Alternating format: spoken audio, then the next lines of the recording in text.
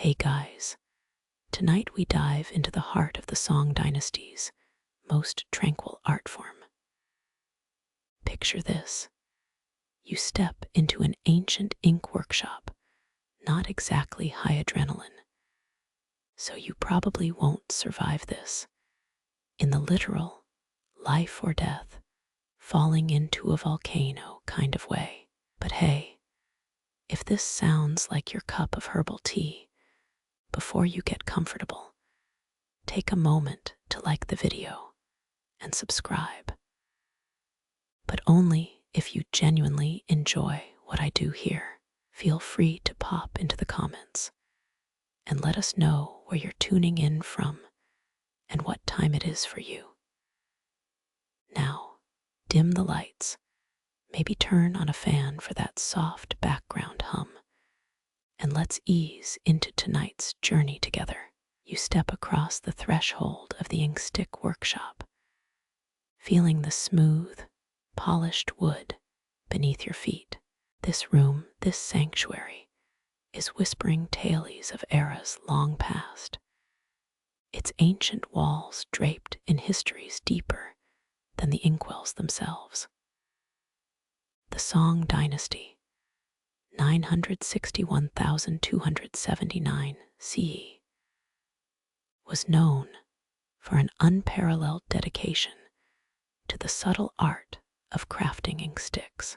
But let's just say, in modern times, your biggest worry is probably getting that permanent marker off your coffee table. You walk past shelves brimming with bundles of raw materials, the purest pine soot, the creamiest buffalo hide glue, and fragrances as diverse as the silks of Xian's bazaar. Here, fragrances play a curious role. Experts believe the scent of the ink can elevate the artist's state of mind. Some scholars claim certain ink aromas were considered so potent they could summon rain or banish ghosts. Historians still argue whether these claims hold any water, but the debate adds spice to these serene walls, doesn't it? Your eyes catch the light filtering through thin rice paper windows, softly illuminating artisans hunched over their workstations. The air is rich with the mingling aroma of soot and musk, a perfume of craft. Each artisan's workspace is minimal, a testament to the period's philosophy, beauty found in simplicity. Think modern minimalism, but with way more character than your average IKEA shelf. A wooden bench invites you to sit, and as you do, you notice a master craftsman at the next station. His hands glide fluidly across the mixing bowl, blending precise amounts of finely ground pine soot and animal glue. This blend, historians agree, formed the heart of the inkstick, its soul, if you will. Yet, some believe that a pinch of crocodile bile was occasionally added. Whether the artisans of this workshop ever experimented with such exotica is still the subject of heated debate, not unlike the does pineapple belong on pizza argument.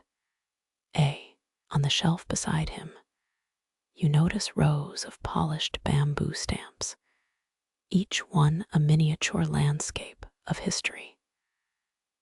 These stamps, rolled in vermilion, affix the artisan's signature to finished inksticks, a touch of identity to each creation.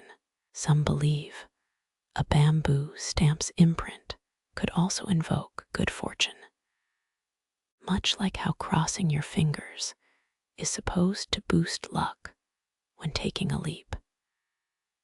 Whether these symbols truly carried magical potency remains, as they say, open for debate. You watch a junior apprentice carefully mold the fresh ink mixture into smooth bars, her focus unwavering. Each bar, once dried, will take on a new life in the hands of calligraphers and poets.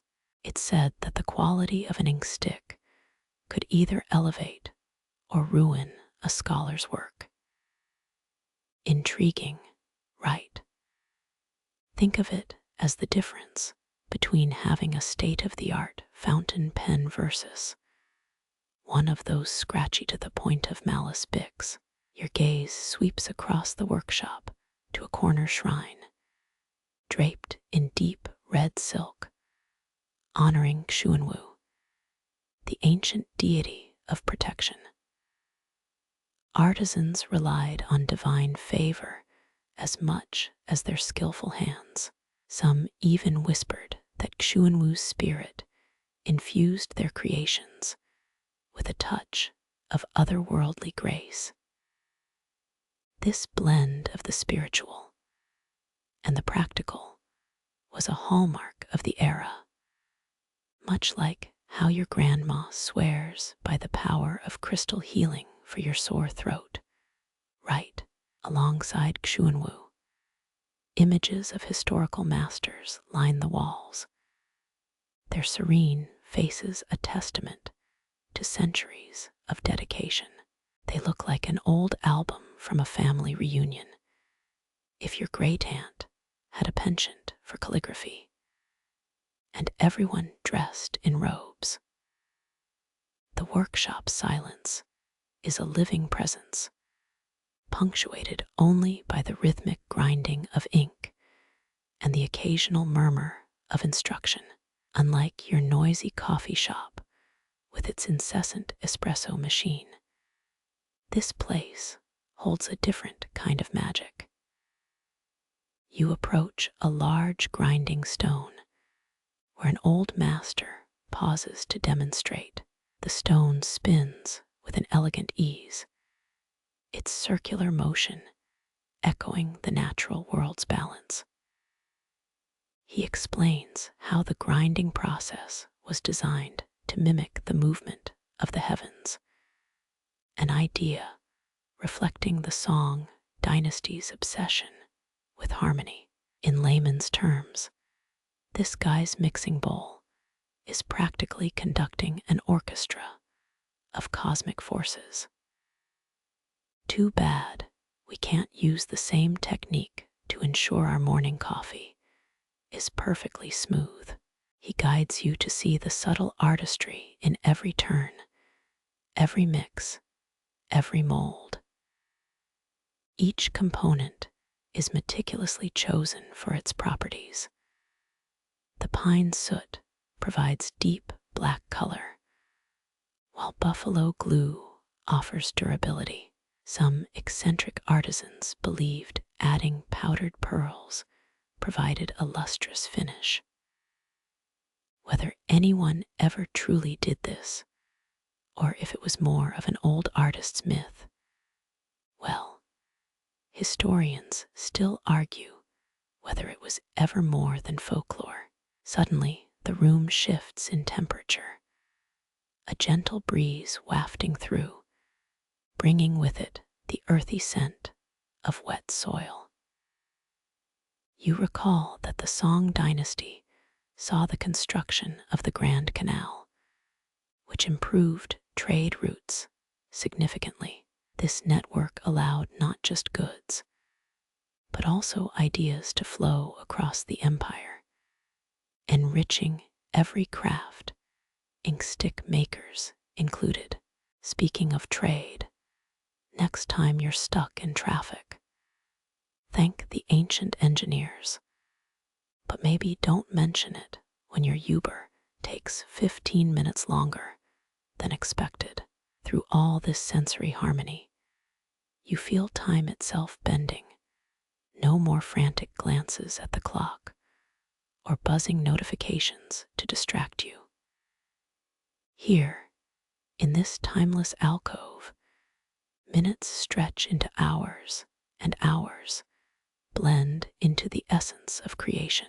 It's akin to those moments lost in a captivating book, where you only remember what year it is when you check your phone for updates. The master, sensing your appreciation, gently hands you a slender, dried inkstick. Its surface is smooth, cool to the touch, a small, solid piece of the past. You wonder if it held the subtlest shimmer of pearl dust, however improbable. Each inkstick you hold captures an essence of the workshop's dedication, a distillation of traditions, silent whispers passed through countless hands. As you turn it over in your palm, the thought of what masterpieces will unfurl from this blend across scholars' papers is almost palpable, almost as if holding the key to a realm of inky potential. The master smiles, acknowledging your silent reverie. Here in this quiet corner of history, every stroke, every breath, every element holds its place, unchanging, yet eternally vital. The air thickens with unspoken stories, each one as rich and deep as the ink being crafted. And as you breathe in the mingled fragrances and whispers of creation, you feel yourself, if just for now, step beyond time's flowing tide.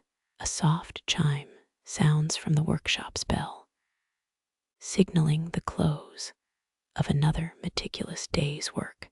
You watch as the artisans, one by one, carefully wrap their tools, preserving tomorrow's potential in today's ritual.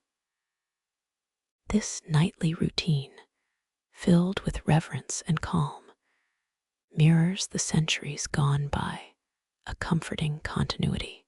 It's like the meticulous end-of-day rituals you swear by, but often slack off on, such as flossing or finally organizing your sock drawer. The room, now steeped in deepening twilight, feels more like a living chronicle, the very air humming with the ghosts of artisans past. The shadows in the corners whisper secrets of old masters and apprentices, their dedication a pulse that reverberates into your bones. Even if your biggest worry is how to get the Wi-Fi password, there's a shared human heartbeat that ties this ancient cadence to the quiet tick of your modern clock. As the final slivers of day's light fade, you realize you've stepped into not just a workshop, but a living library of patience and craft. Each whisper, each gesture, a page turned in a story crafted over millennia. And there, in the mingling of dusk and history, you find an anchor, a steady point in the drifting sea of time. You walk towards the door, the inkstick held firmly in your grasp. As you step back into the world beyond, the gentle lull of timeless echoes still hum behind you. They remind you, somehow, that every creation, no matter how ancient or modern, springs from the same rich, inky well of human spirit. And with that, the door closes softly, the whispers quiet but ever present, guiding you back into the present with stories from the past still dancing on the air. You step out from the shadows of ancient walls, breath caught in reverence. The workshop's heart beats here. Here, the air is thick, not with dust, but the heady scent of secret rituals crafted in soot and stone. The artisan's nimble fingers become poets themselves, sculpting inksticks like they're molding thoughts into pigment. Their fingers, almost whispering, work a blend of burned pine and oil, not soot but memory, not wax but essence. Historians still argue whether it was the Tang Dynasty or the Song artisans who perfected the smoke essence techniques. Did they harvest the resin with a monk's patience or a craftsman's precision? Some claim the Tang secret came down with wandering monks. Others insist Song workshops were the true alchemists of the black. Pine's rich fragrance, almost sticky, rises each time the metal stamp presses into warm wax. Each inkstick, a bar of history. 17 syllables make that 16, to mold its name inside a soft groove. Your thoughts wander. How many times did the ancients pause, breathing this same incense of ink?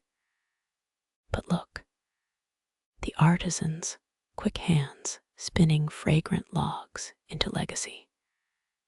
In truth, experts think Song ink was prized across seas, long before Venetian tradesmen swapped glass for spices. Imagine those smoky whispers traveling on silk roads before Marco Polo's boots even touched the sand. You drift beside the master inker, his robe flowing like slow water over precise movements. Inksticks line up like monks in meditation, each one a promise of words not yet spoken.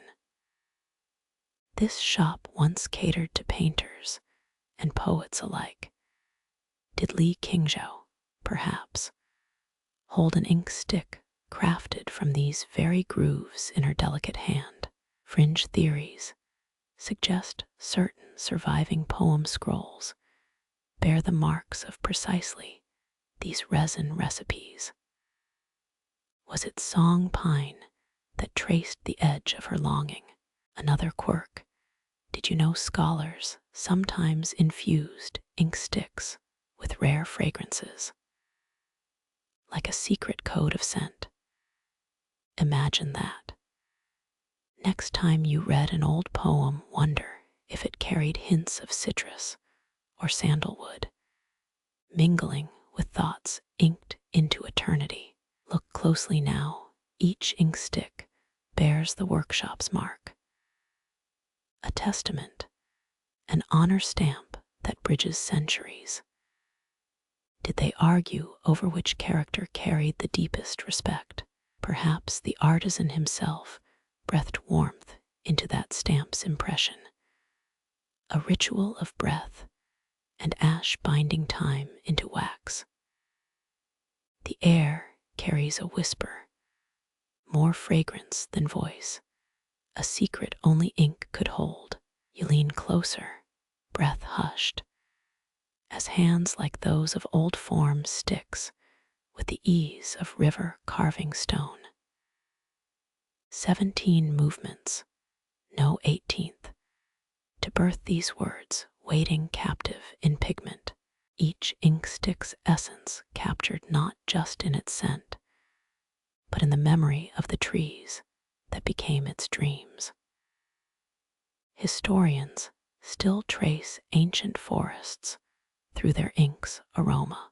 Here, the air itself seems alive with olden whispers, the scent of stories not yet told, but already imagined. A breeze shifts, carrying with it the echoes of poets, sighs, and painters' laughter. Each touch of the stamp feels like time folding onto itself, a circle of history drawn in black. You almost think you can hear the soft hiss of smoke becoming thought, becoming ink, becoming legacy. You glance sideways. Did the artisan smile as that last inkstick settled into place, its stamp whispering secret approval? Perhaps even the ink itself carries the spirit of ancient forests and the hands that conjured creation from their ashes. These humble bars of wax and soot, they're more than objects. They hold the breath of creation itself and a promise that when you grind them on the stone, the world will smell of memory and ink-born dreams. Your eyes follow as one inkstick finds its rest. And now we move to where true magic begins. You step beside the grinding stone, feeling its ancient embrace. This isn't just any stone. It's a dance partner in ink's creation. Historians claim the Song Dynasty used rabbit hair brushes for grinding. No rabbits were harmed, mind you. But were those artisans just brilliant marketers or true animal rights pioneers? Your host shows you the rhythm, a precise, fluid motion with a rabbit fur brush. The technique isn't mere grinding, but an intimate dance, merging effort with flow until the solid wax yields liquid thought.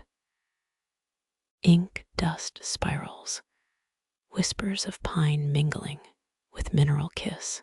Each grain absorbs the artisan's whispers, secrets breathed into their creation.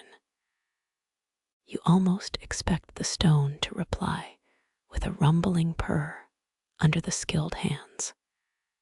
Did you know some eccentric scholars theorize the song ground ink at precise sunrise angles for cosmic resonance?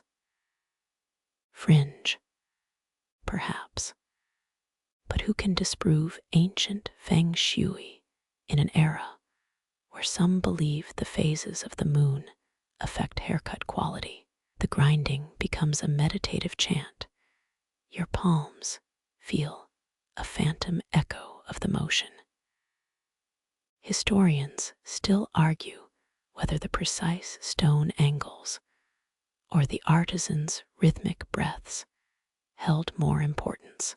Each circular, repetitive touch generates a smooth, thick ink, dark as midnight lakes seen through temple windows.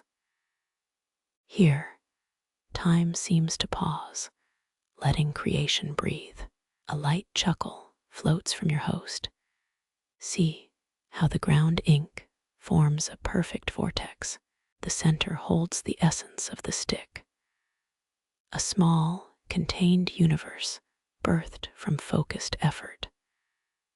One misstep, he smiles, and you're left grinding dust rather than making ink. Every movement holds purpose. Even excess pressure risks shattering the spell. The grinding becomes a melody, each friction note blending into an ink symphony. You remember the inksticks, smoky whispers from before, now distilled into this dance. Experts think song grinders held competitions. Did they wager on achieving the smoothest, deepest black? Imagine old rivals slinging ink, dust, with grins wider than their egos. Your host guides your wrist. Circular motion meets gentle insistence. The grinding stone, historians say, was often the artisan's life partner. Would you believe some ancients claimed to hear the grinding stone's voice? Debates rage. Did they personify tools? Or did long hours simply stir their poetic imaginations? Darkness blooms into being, an ink puddle now cradled in the stone's embrace. Each drop carries a piece of ancient forest, of tree rings turned to thought. Is this where the true transformation happens? Not in the burning of pine, but here, at the touch point between grit, patience, and intention. Ah, but wait, don't breathe in too deeply. Ground ink dust carries history, yes, but also a bit of ancient allergen warning. Modern science wonders if song scholars sneezed through masterpieces in hushed chambers, perhaps poetic sniffles fueled creativity. Now your fingers crave that ink's touch. The workshop feels alive. Each stone, each tool, an extension of hands that came before you. This grinding stone worn, but wise, holds the fingerprints of centuries. It's said the stone itself chooses its artisan, rather than the other way around. You wonder, does it feel approval now, with your borrowed rhythm echoing through ages? In this moment, the room breathes with you, pulse slowed to the rhythm of circular motions. The air hums with purpose. Even the shadows seem to bow to the grinding dance. Here, between effort and essence, time melts like ink dissolving on stone. Every particle carries secrets ready to awaken on a brushstroke's command. An ink droplet gleams, a promise of journeys to come on paper's waiting surface. You leave the stone, trailing a scent of creation, incomplete. Your hand carries the memory of movement, circular motions etched into your consciousness. Ink has moved from inkstick to stone, and now awaits the brush that will make it soar. Historians still argue. Did song artisans speak incantations while grinding, or remain in silent focus? Perhaps the stones themselves could whisper the answer, if only we could tune our ears to ages past. For now you carry the rhythm forward, a pilgrim of pigments bound by ancient cycles. And as you step toward the next station, one thought lingers here. Creation is not just act, but a ritual between time, effort, and silent promise. The grinding stone's embrace remains warm where your hands once lingered. The next artisan will feel your echo, a fleeting connection across centuries, bridged by ink dust. With your breath now synced to this workshop's pulse, you glance at the brushes, waiting for their dance. But first, let that black vortex settle, each ripple a reminder of how substance holds history, and effort breathes essence into existence. You smile, already anticipating the whispered glide of bristles through freshly made ink, ready to carry thoughts forward. Your essence joins this ancient rhythm, creation's continuum. Here, time flows through ink and stone, binding past, present, and dreams yet to unfurl. The next movement awaits. The ink clings to the grooves like whispers of old tales, its weight a promise of life about to unfurl. But wait, before the brush claims its essence, there's a vital companion in every song scholar's dance. You find yourself drawn toward the stone basin, its surface gleaming with an unassuming secret. Ah, water simple, unassuming, but the lifeblood of this ancient craft. You peer closer, noting that the basin isn't just any vessel.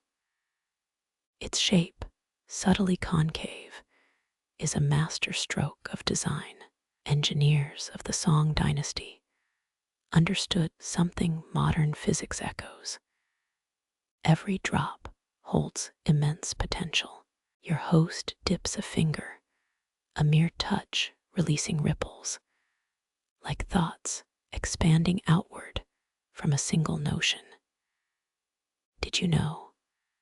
Song scholars often used rainwater collected in ceramic jars, purified by earth and sky. They believed it carried an essence unattainable by wells. What poetic filter for thoughts destined to become verses carried by the winds. Some traditions, especially along the Yangtze, whispered about night's first dewdrops. Imagine artisans tiptoeing before dawn, harvesting that first crystalline promise from temple roofs. Fringe, perhaps. But when art meets philosophy, doesn't every resource hide traces of the sublime? You dip a finger into the basin's cool depths. It instantly soothes the residual dryness from handling ground ink. Here lies the bridge betwixt solid and fluid thought and expression. Your host adds 2 drops, not too much lest the ink float aimless, yet enough, just enough to nudge it toward the dance. Historians still argue whether the water was blessed in some ceremonies before use, a quiet prayer for flow. We may never know if these silent rituals existed, but isn't the intention as palpable now as it was among whispered temple walls? Each drip melds with ink dust, its absorption an act of devotion. The surface darkens, becoming a miniature night, where stars your hopes and moon dreams might coalesce. What mysteries stir beneath this glassy plain, where effort meets potential? Could the song scholars, with their water clock precision, sense something beyond what modern eyes see in this simple act? A brush, untouched until now, feels a pull toward the stone basin. Yet before it claims its ink, pause. The water's role isn't just dissolution, it's alchemy. Your host waits, a subtle reminder of an age-old truth. Even brilliance requires preparation. As the ink's black spreads like ink shadow over moonlit ponds, you see the promise stir. You marvel how, with minimal effort, water gives ink life. The workshop's air, scented with damp earth and slow-burning pine, holds its breath. In this space, where liquid and pigment merge, centuries of wisdom whisper the perfect ratio isn't just about consistency, but about balance, just like the song's own gardens, where every drop nourishes a balance of flora. Here, too, every element holds purpose. From the water basin to the brush tip, a journey begins. Here, the ink ceases to be mere potential and morphs into essence, ready to embrace thoughts and transport them beyond this workbench to paper, skin, or perhaps the cosmos itself. Water, a giver of life, a bridge through time. One last glance at the shimmering basin, that vital partner. No flash, no fanfare, unassuming yet indispensable.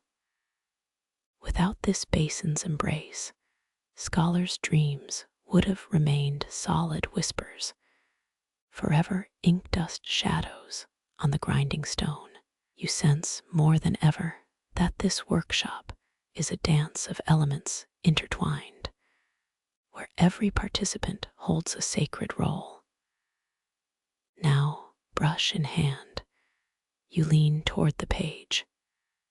Yet the ritual isn't over. Water has prepared the path. Now the tip's caress brings breath, thoughts, unfurling on silken sheets, carried by ancient echoes. Creation's true dance begins between every touch of liquid and solid. between each ripple that stirs the stone pond's surface, where ideas await their flight. Your fingers hover near the basin's edge, the cool touch an invitation.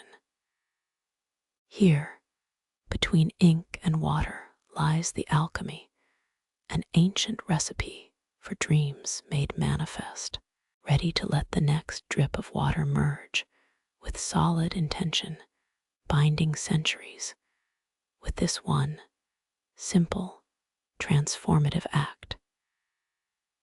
You prepare to let the brush's tip dance across the silken page, where its caress will transform intention into existence. But first, pause here with me for a moment, in this delicate space between potential and creation. Paper isn't just a canvas, it's the final bridge, the vessel for whispers turned visible. It's easy now to take sheets for granted, yet Song Dynasty scholars saw divinity in every fiber. Parchment, rice paper, and eventually the finest silk. Each medium not just material, but a companion to the thoughts they bore. Did you know Song artisans preferred mulberry tree bark's fibers? That's right, soft, flexible, and a tad more forgiving than bamboo slip predecessors. But oh, there's one obscure tradition: bamboo paper made from split canes, used mainly for talismans and spells. Imagine inscribing protection charms on slats once used for fences. The boundaries between worlds blur a little more, don't they? Here's a riddle historians still argue over. Was papermaking truly perfected here? Or did techniques seep eastward from earlier Gandharan experiments? They'll debate while you and I savor this present truth, paper's receptive stillness before the brush's first stroke. Your fingertips gently graze the sheet's surface, anticipating the dance. Unlike the coarse parchment of European quill scribes, this silk feels almost like liquid, ready to drink in every intention. The ink may hold memory, but paper cradles dreams like a new mother's embrace. You hover over a pristine sheet. The workshop walls around you exhale histories, ink dust lingering in beams where light scatters gently. Creation here becomes not just act, but communion. Paper, once living fiber from sacred mulberry groves, becomes the canvas for minds bridging eras. In days past, artisans produced papers dyed with crushed peach blossoms or indigo, a quiet testament to nature's palette. But here's the whisper. Some scholars swore their most inspired verses flowed best on pages infused with jasmine essence. Fringe, perhaps. But who amongst us, beneath sleep's gentle sway, hasn't conjured visions beneath scent's embrace? A sheet unfurls on your workbench. That first touch is more than contact, it's a joining, where the past's resonance harmonizes with intention's pulse.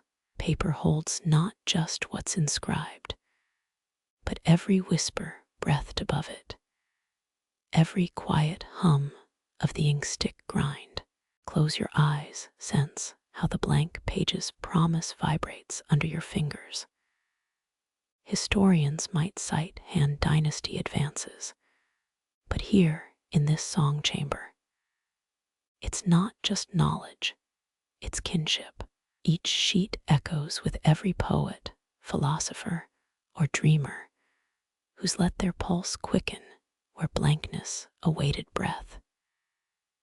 You can almost hear, is it true?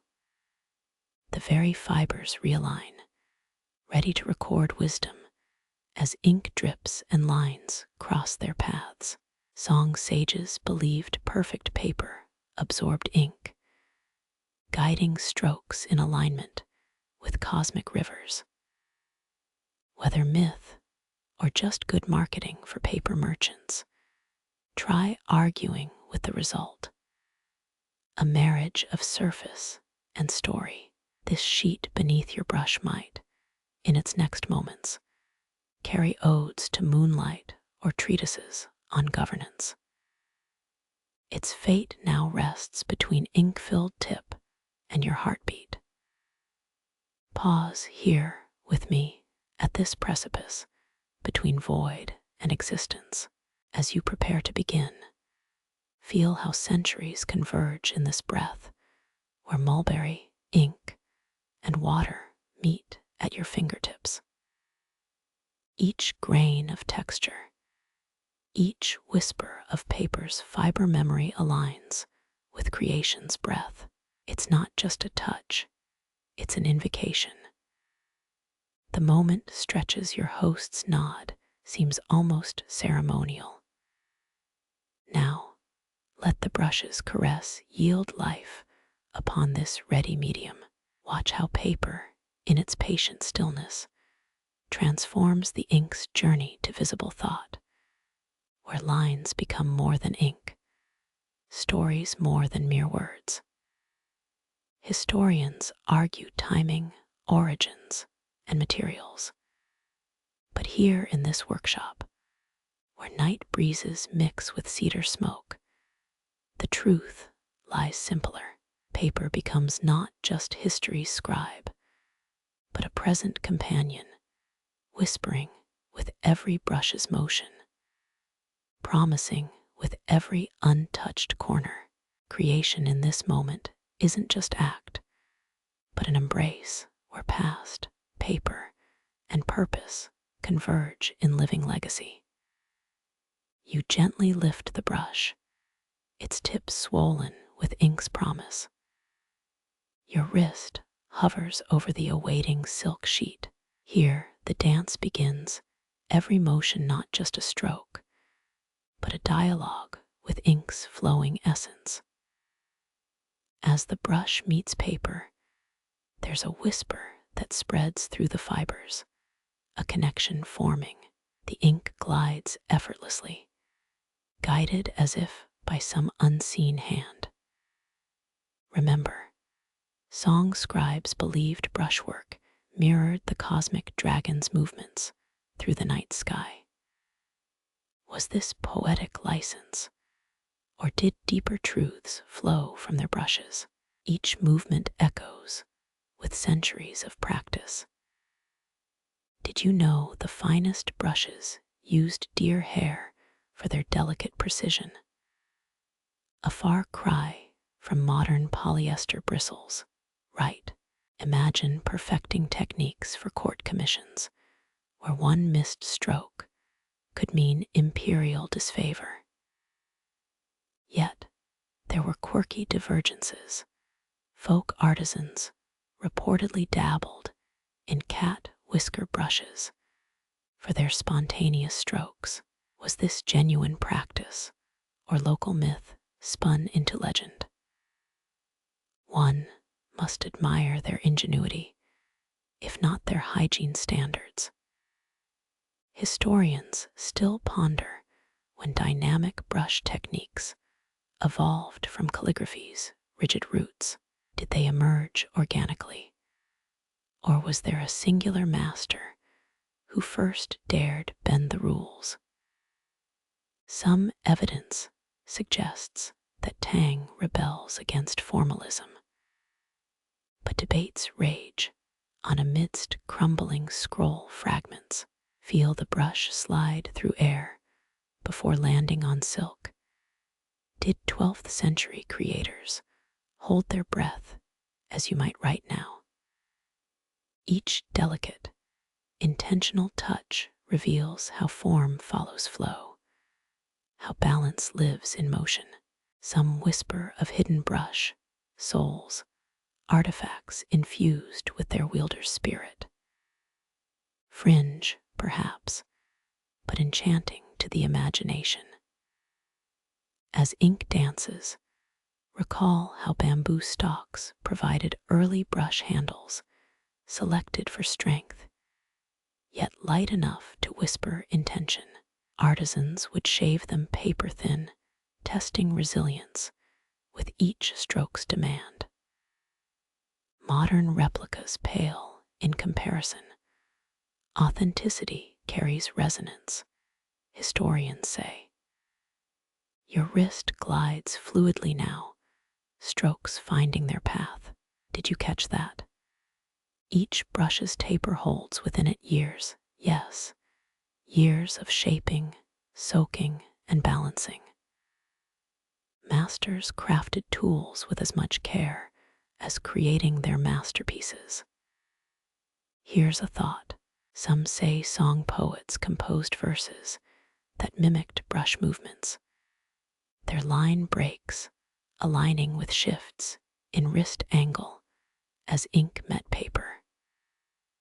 A beautiful symphony of form and function. No, you marvel how ink trails seem to form living lines beneath your brush. This space isn't just a workshop. It's a universe where ink and paper converse, where each touch resonates across time and hand.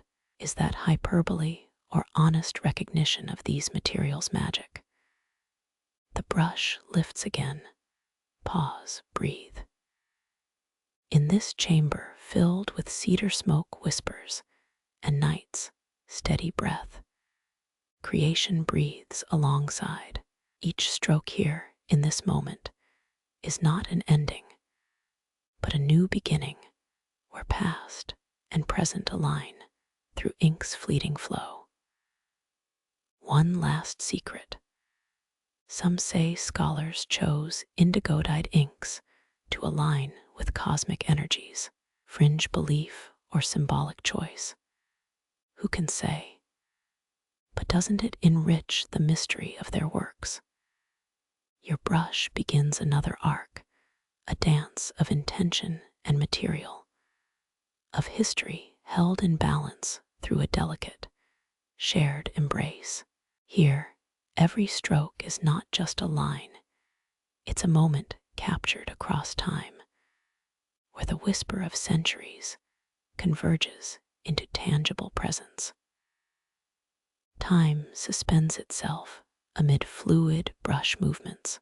You feel almost weightless, each stroke blending past with present in a seamless continuum. Ink flows under your guidance, each line a testament to the seamless connection between intention and medium. Did you know Song Dynasty ink makers crafted formulations so precise that emperors commissioned special batches for state ceremonies? This wasn't just pigment, it was revered. Almost alive in ceremony, the brush curves upward, revealing how balance transforms intent into art. An odd tradition floated among song workshops. Some scribes allegedly dipped brushes in tea for luck, fringe perhaps, but historians still ponder this curious blend of ritual and routine. Did it influence creativity, or was it merely a caffeine boost? Here whispers surface about how ink hues aligned with cosmic elements, blue for East's spring growth, while red symbolized fire. Historians debate whether this was deliberate alchemy or artistic coincidence. Did the song master inksmith possess secret knowledge, or was this wisdom passed through generations without full understanding? Every delicate touch feels like a dialogue with history, with ancestors who first shaped bamboo into brushes. Some artisans believed their tools absorbed parts of their soul, which influenced each successive stroke. Was this belief spiritual grounding, or a projection of artistic anxiety across centuries? You pause as a draft carries cedar's warmth. Feel brush hairs shift, alive with echoes. Song scribes were rigorous. Before starting major works, some would fast for rituals, cleansing body and mind. Talk about going to artistic lengths, right? But remember, those meticulous rituals might have forged deeper connections to their craft, if only through discipline's focus. As ink flows from wrist to silk, your movement becomes the present's poetry. Some experts think dynamic brush strokes emerged from meditation practices, harmonizing inner poise with outward strokes. Could internal stillness translate into fluid motion? Historians still argue. Did the search for balance shape the lines of art, or was it the other way around? The brush meets paper again, lightweight silk chosen to absorb ink without resistance. Song artisans reportedly tested inkstick hardness by tapping them on porcelain. That clear, ringing sound signified perfect density. Can sound convey quality? Or was this another layer of sensory ritual added to the craft? Brush tips dance across the surface, each motion leaving trails of intentionality. Notice how artisans often paired their tools, a matched brush and inkstone, like an old married couple, weathered yet inseparable. Was this a mere convenience, or did they truly believe complementary tools influenced creative synergy? Moments pass, seconds stretch, time morphs through focused intent. Remember, song court scholars claimed to know over 7,000 distinct kanji characters. Each was a verse, a story, a world within their hands. No wonder brush precision was elevated to near worship status, where each stroke carried vast narrative potential. Ink flows with a mind of its own, guided by your hand's ancient knowledge. Debate persists about how regional styles diverged within the song. Was it resource availability or cultural divergence? Did Southern softness in strokes reflect local philosophies, or were these variations organic accidents later romanticized by scholars? Here, a whisper curls around memory. Some say song ink stones had hollow reservoirs carved into dragons, channeling ink like mythical rivers. Symbolic, perhaps, but did belief imbue artistry with deeper meaning, or merely reflect the period's fascination with the mystical? You glide the brush in a final arc, feeling material whispers align with time's steady pulse. Each stroke here echoes through centuries, the essence of song artistry, woven not just into ink, but into the very fabric of what remains. You leave the ink's flow to rest, feeling the silk pulse beneath your palm. The workshop's quiet hum settles deeper, a resonance you now carry. Song inksticks, heirlooms passed through generations, are not just tools.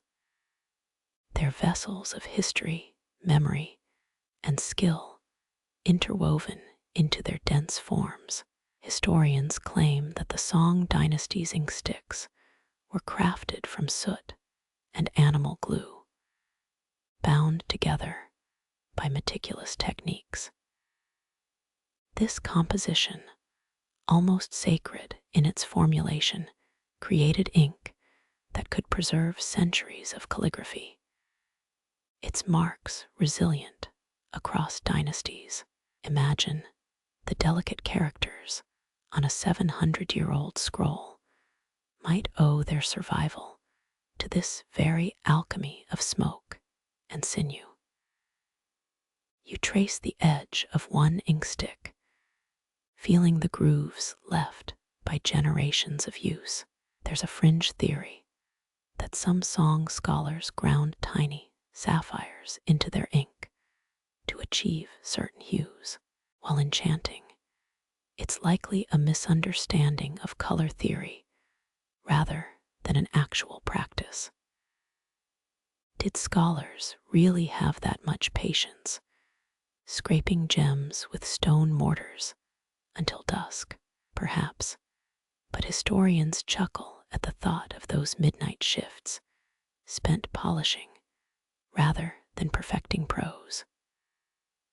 Open debate lingers whether the song inkstone symbols, often carved with dragons or mountains, were intentional feng shui tools to channel creative energies.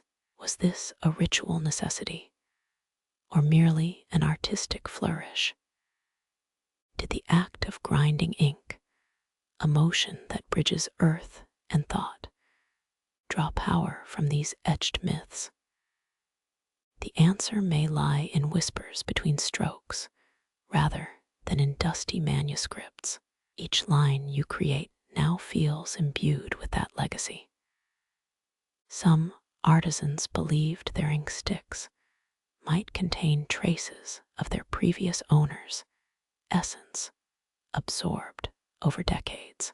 Could it be ghosts of scholars past, their lingering thoughts transferred with each grinding motion, their intellect seeping into each new creation?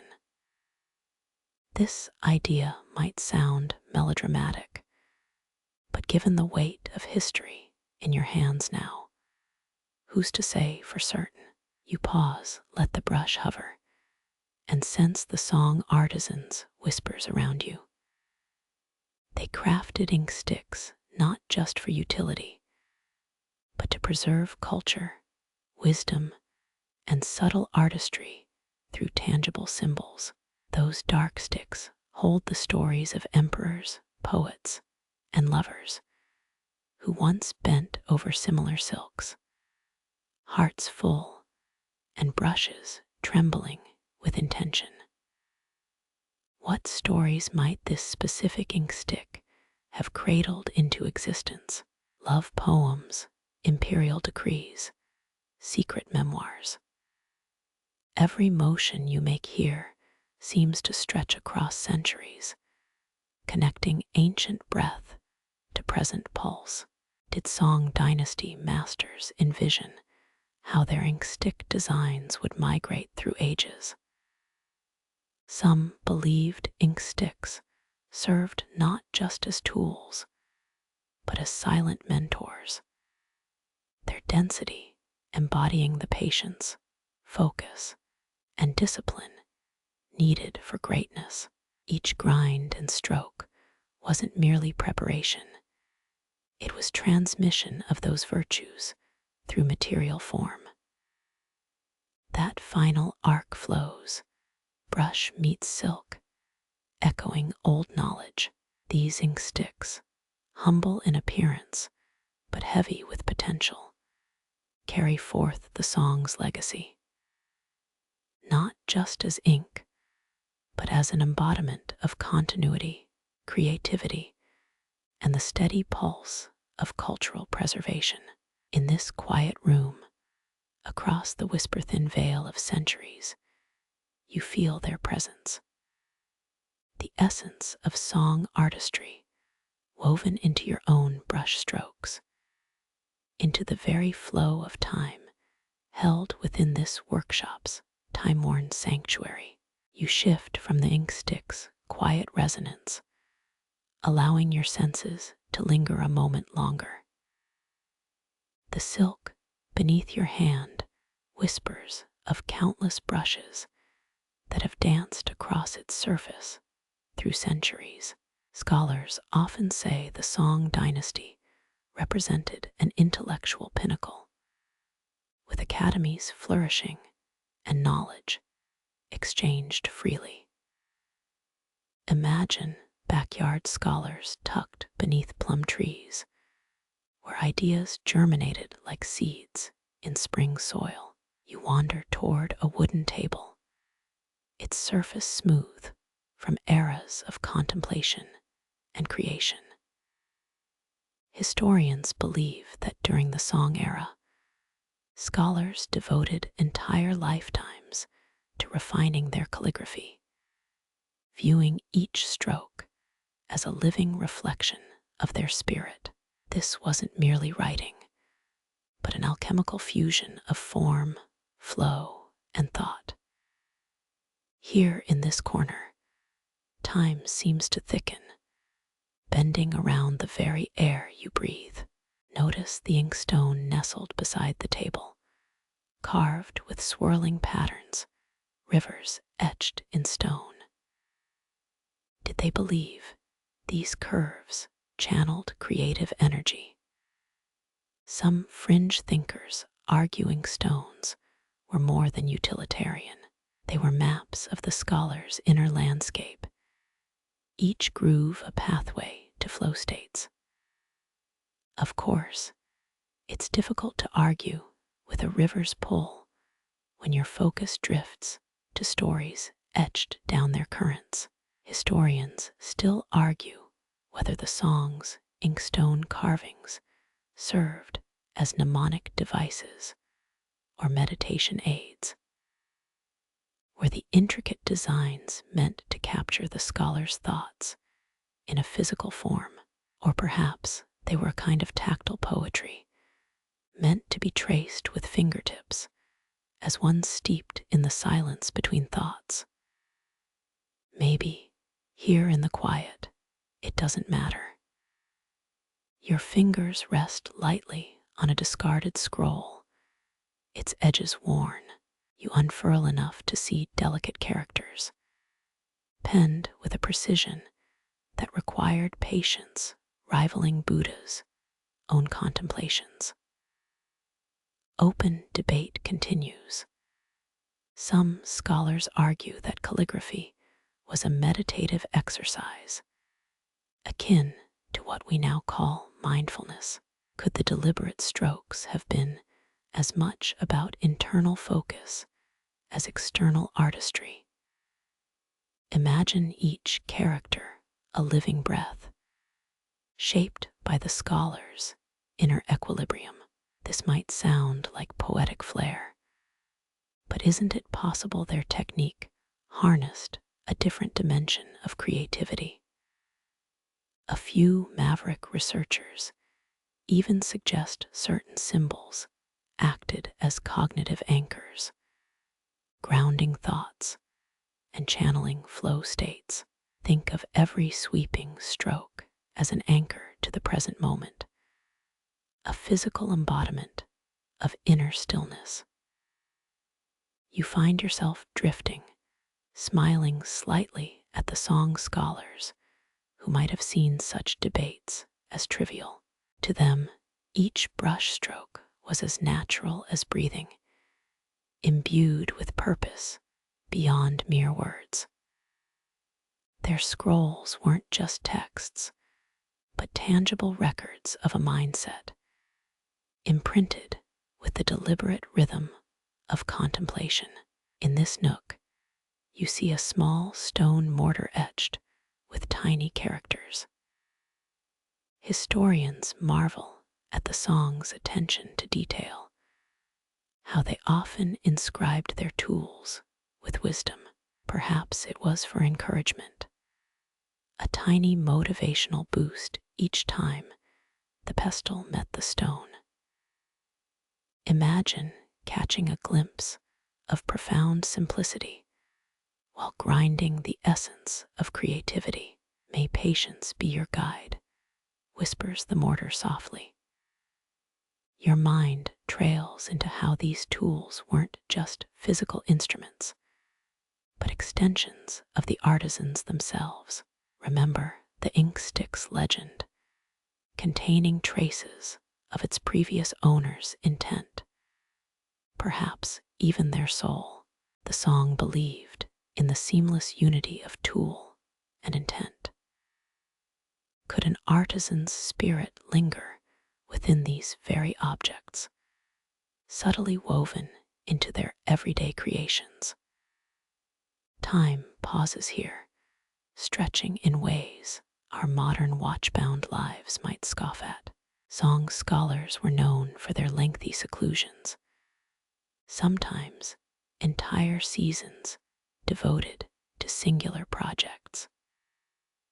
There's a whisper among some historians that retreats often involved ritualistic acts meant to meld the creator's essence with their craft. Did they blend contemplation, space, and form into an almost sacred dance of existence? Your eyes find an alcove where sunlight spills across wood grain. This space might have been a scholar's daily ritual, the act of writing infused with mindful presence, each line serving as a meditation in itself. The brush hovers, dips, then flows, creating symbols so imbued with purpose that reading them feels like listening to their spirit resonate down time's winding corridors. You sense the song artisans again, their dedication not merely to words, but to the very breath behind each stroke. Perhaps some lines were crafted not just to be seen, but to harmonize with the pulse of the cosmos. There's a fringe notion that certain ancient calligraphers incorporated breathwork into their writing, allowing the physical act of creation to echo life's rhythms through tangible forms. The song Dynasty's scholars, they understood creation as an interplay between inner flow and outer form. Their retreats within these workshops weren't just about production. They were a return to fundamental states of being, where each stroke on silk became a thread woven into the cultural tapestry of the era. Isn't it fascinating to realize that even the quietest of routines could house such profound depth? Each breath here, in this space, begins to weave you into their legacy. The workshop holds within it whispers of patience, focus, and the harmonious dance between thought and craft. As you linger, you understand. Creation is not merely about capturing a single thought, but about merging the creator with the universe, blending time's essence into every ephemeral character on silk. Serenity flows like the brushstrokes themselves, and as the day's light shifts, you realize that in moments of creation, the pulse of centuries becomes inseparable from your own. The song's whispers surround not of distant times, but of an eternal present echoing through every stroke, every breath, and every silent contemplation. Their wisdom becomes yours, even in stillness. Here at this intersection of history and creation, you sense that the true legacy of ink lies not just in preservation, but in transmission across centuries and beyond, a symphony of existence woven into lines on silk. The table in this niche was crafted with such care that it still whispers of ancient dreams. Imagine a scholar's haven this spot where verses flowed as naturally as streams carving canyons through olden rock. Here, time stretches lazily, the way a cat does by a warm hearth. You notice a parchment partially rolled, its edges as soft as willow leaves. Delicate characters emerge beneath your fingers, their forms tracing thoughts through the ages. Did ancient poets recite silently to the pulse of their ink-laden brushes? Experts think this was more than routine, an alchemy fusing idea with expression. Each stroke melded thought with physicality. Did you know the Song Dynasty had what might be considered the world's first patent system, issued for inventions like ink-making techniques? Imagine thousands of years before Silicon Valley's frenzy, Song artisans were safeguarding their creations. But some scholars whisper this was about protecting sacred knowledge, not commercial interest. Could both have coexisted? Fringe accounts suggest that poets often consulted oracles, a pinch of turtle shell and incense to invoke inspiration. Historians are divided, though. Experts think this was just poetic license, adding mystique long after the fact.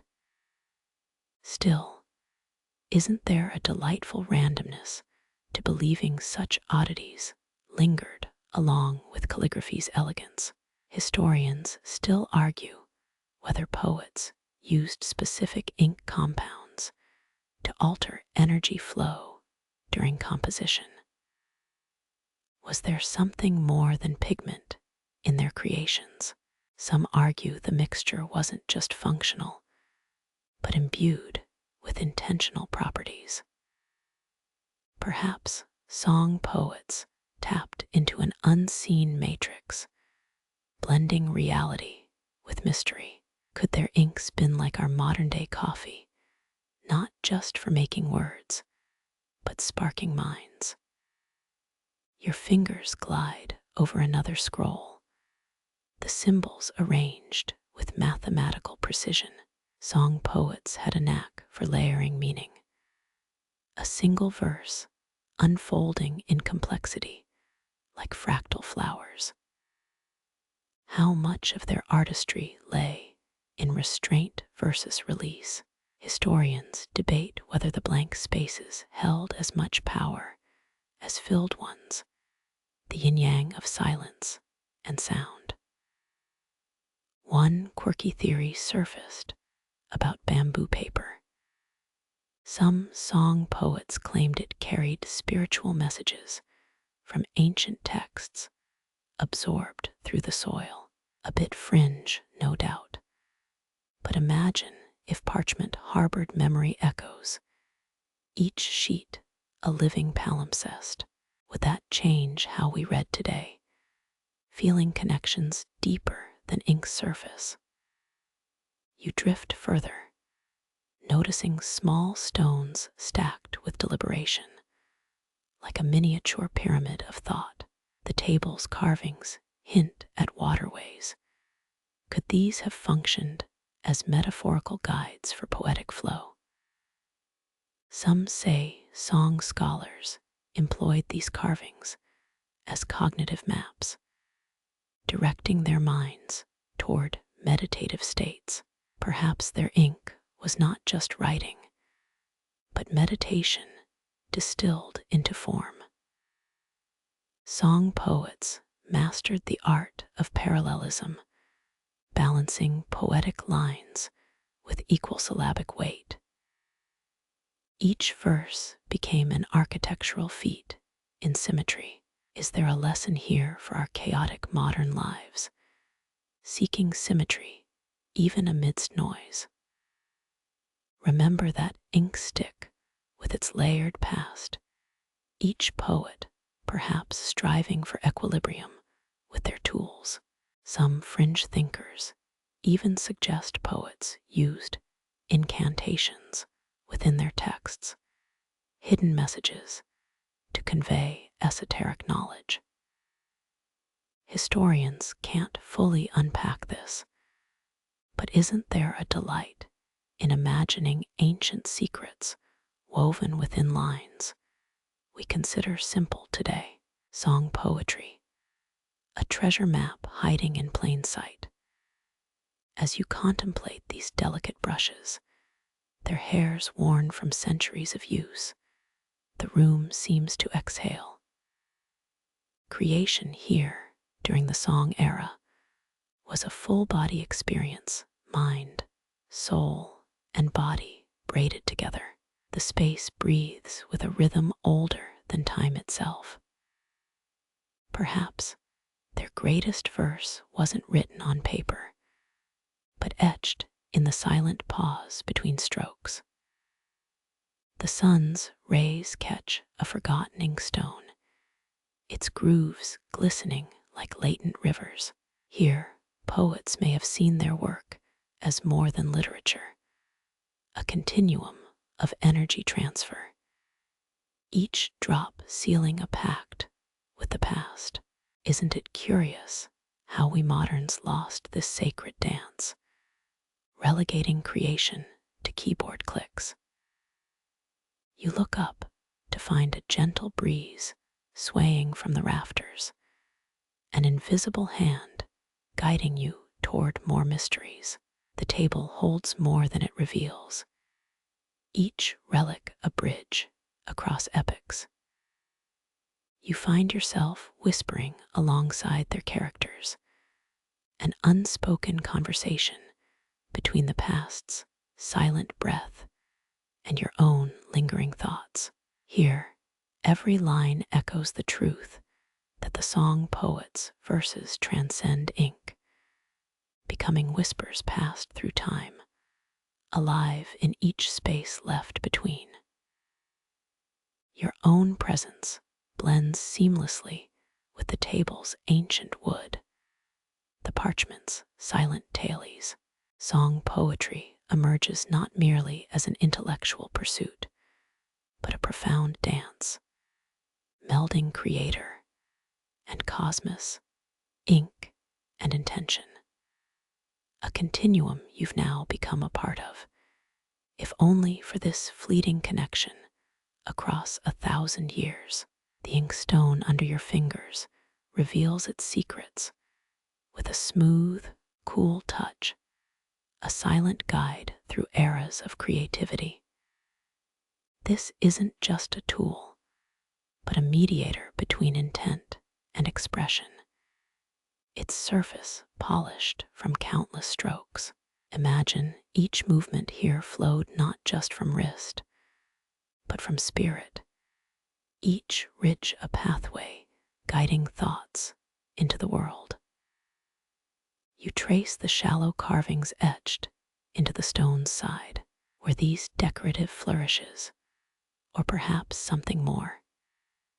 Historians still argue whether such markings were mnemonic devices for poets, encoding structures, or perhaps invoking muses. Could they have functioned as ancient cheat sheets, a way to harness inspiration through touch alone? Experts think these grooves resemble waterways, not merely by coincidence. During the Song Dynasty, scholars often connected creative flow with natural elements. The inkstone, then, becomes a microcosmic landscape, with each valley channeling ink's essence like streams carving through ancient bedrock. Isn't it extraordinary how a single stone could embody entire ecosystems of thought? In a twist of history, song artisans might have imbued their inks with specific scents believed to influence mood: lavender for calmness, sandalwood for focus. Some even infused hints of orange peel, perhaps not just for fragrance, but as an olden world caffeine boost. Picture this: poets slightly buzzing from citrus notes as they spun intricate verses into existence.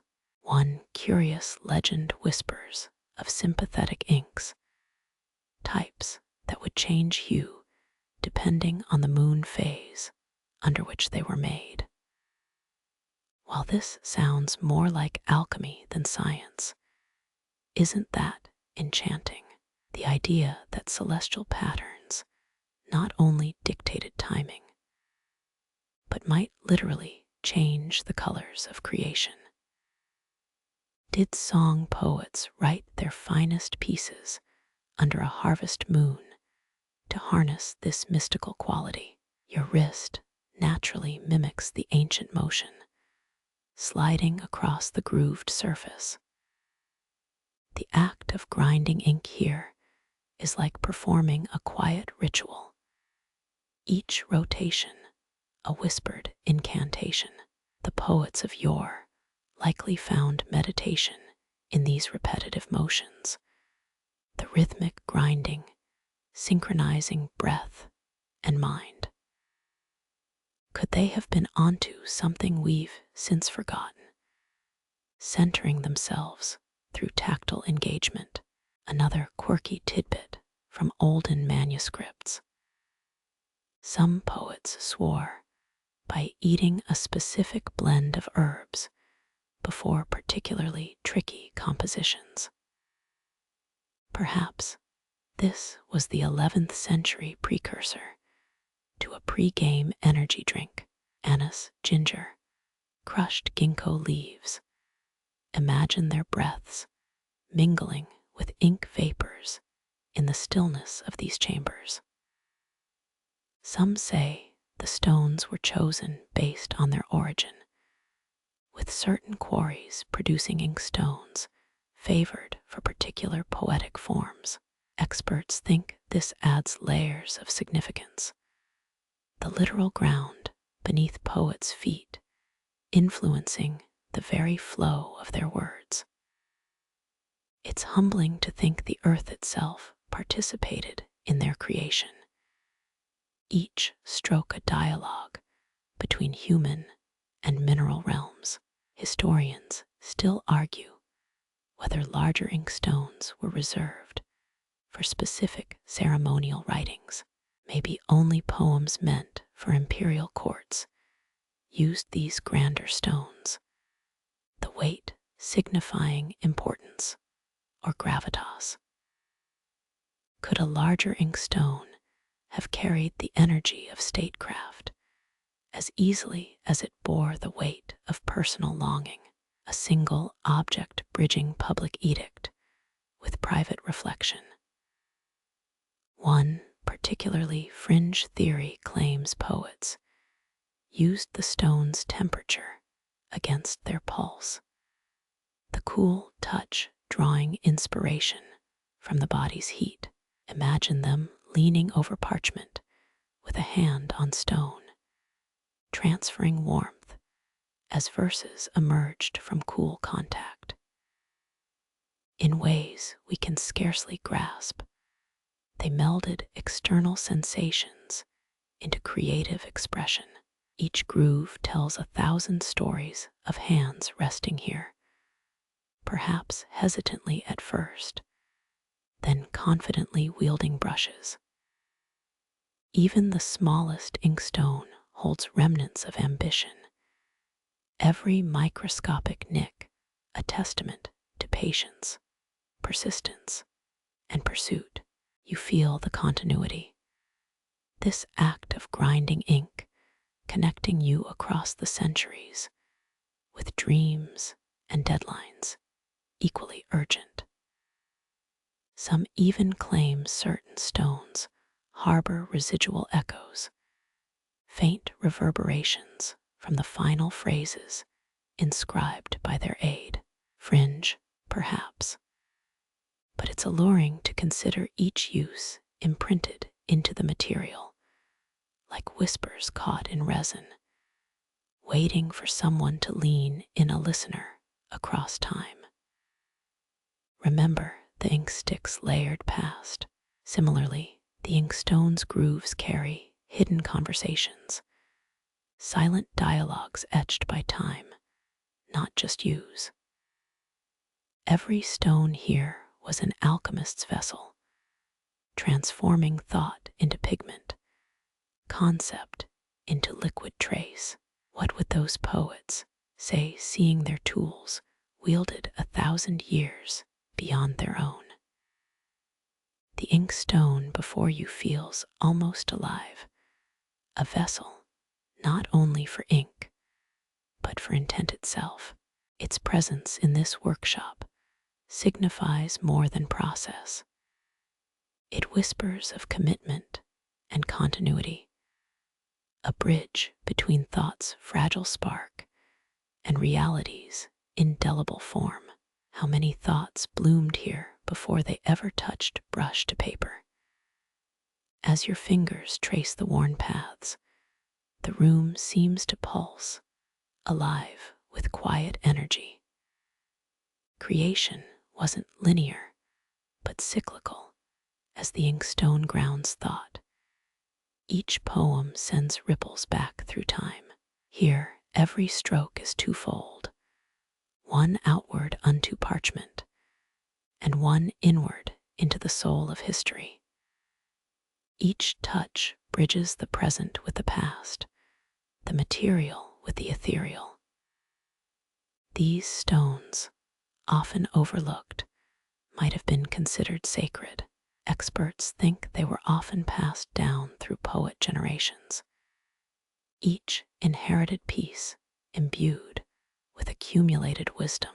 Imagine a grandfather's deft touch still ghosting his grandson, a silent guide through lineage and legacy.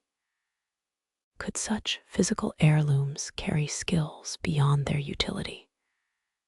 As you lean back, you see not just objects, but living extensions of the poets' minds. Their tools were not inert matter, but dynamic participants in their creative dance. Each inkstone groove reflects their search for connection between humanity and beauty, fleeting thought and lasting form. The silence here hums with possibility, each line a thread woven into the endless tapestry of expression. Each rotation of wrist upon stone now feels more than physical. It connects you to the deliberate movements of those who have wandered this path before. In a world that demands rapid creation and consumption, this inkstone stands as a quiet teacher of reflection. Here, the journey from idea to existence carries a reverence you'd hardly grasp outside this tranquil setting. You feel the workshop's heartbeat here, steady, focused, and intentional. With the song poet's legacy surrounding you, you know the inkstone wasn't just a precursor to the brush, but the very soul of their creation. Each polished groove tells you that, as ephemeral as ink might fade, the intent held within these stones remains indelible. A legacy carved not just in paper, but in time. Luminous beams fill the chamber, moonlight spills through slatted windows, casting silver patterns across ink-stained tables. Creation merges with night's tranquility, as history's quiet whispers become more pronounced under the celestial vigil. You pause, imagining poets working through the night's cool embrace, their minds adrift in ink-black reflections. Did you know the song Dynasty was known for its advancements in astronomical observation? Star maps from this era guided not just sailors, but scholars' contemplative walks. Perhaps our poets looked to these skies not simply for inspiration, but for precision. Did the stars' calculated paths harmonize with the precision of their ink-dipped brushes? Historians still argue whether celestial alignments directly influenced poetic structures. Experts think some artisans believed moonlight could change ink's inherent properties, though modern scholars might dismiss this as poetic fancy. During particularly bright lunar phases, song poets might have worked later into the night, letting silver-hued light soften lines on parchment. Wasn't it considered that moonbeams imbued their work with ethereal qualities? An ancient attempt at mood lighting. An intriguing side note. There was a fringe theory that certain inkstick batches crafted under a blood moon might gain protective properties, shielding scrolls from moths with red tones. While not a mainstream practice, think of ink as a multifunctional tool. Imagine scholars hunched over parchment, quietly protecting their thoughts from hungry intruders. And the test of time, moon shadow dances across your own work, the play of light and dark turning the workshop into an immersive chiaroscuro masterpiece. The silence here is alive. The inkstone beneath your hand now hums with nocturnal resonance. Perhaps this is why late-night creations carried a distinct potency, a synthesis of natural rhythms and focused intent, illuminated by stars. The workshop's tranquility is punctuated by the occasional whisper of cicadas, voices of summer merging with the poet's silent pursuits. Can you almost hear echoes of conversations conducted through the mere act of focused creation? Here, the nocturnal air seems to vibrate with shared secrets, a community bound not by spoken words, but by the mutual understanding of artistry. Every stroke you make under this lunar watch feels suspended in time. Could it be that historians' debates about ink composition also encompass the subtle influences of nightly hues? Was night's cooling air believed to stabilize ink consistency, giving their creations a particular sharpness of expression? These poets might have found their finest thoughts emerging when nature's shadows lengthened the possibilities.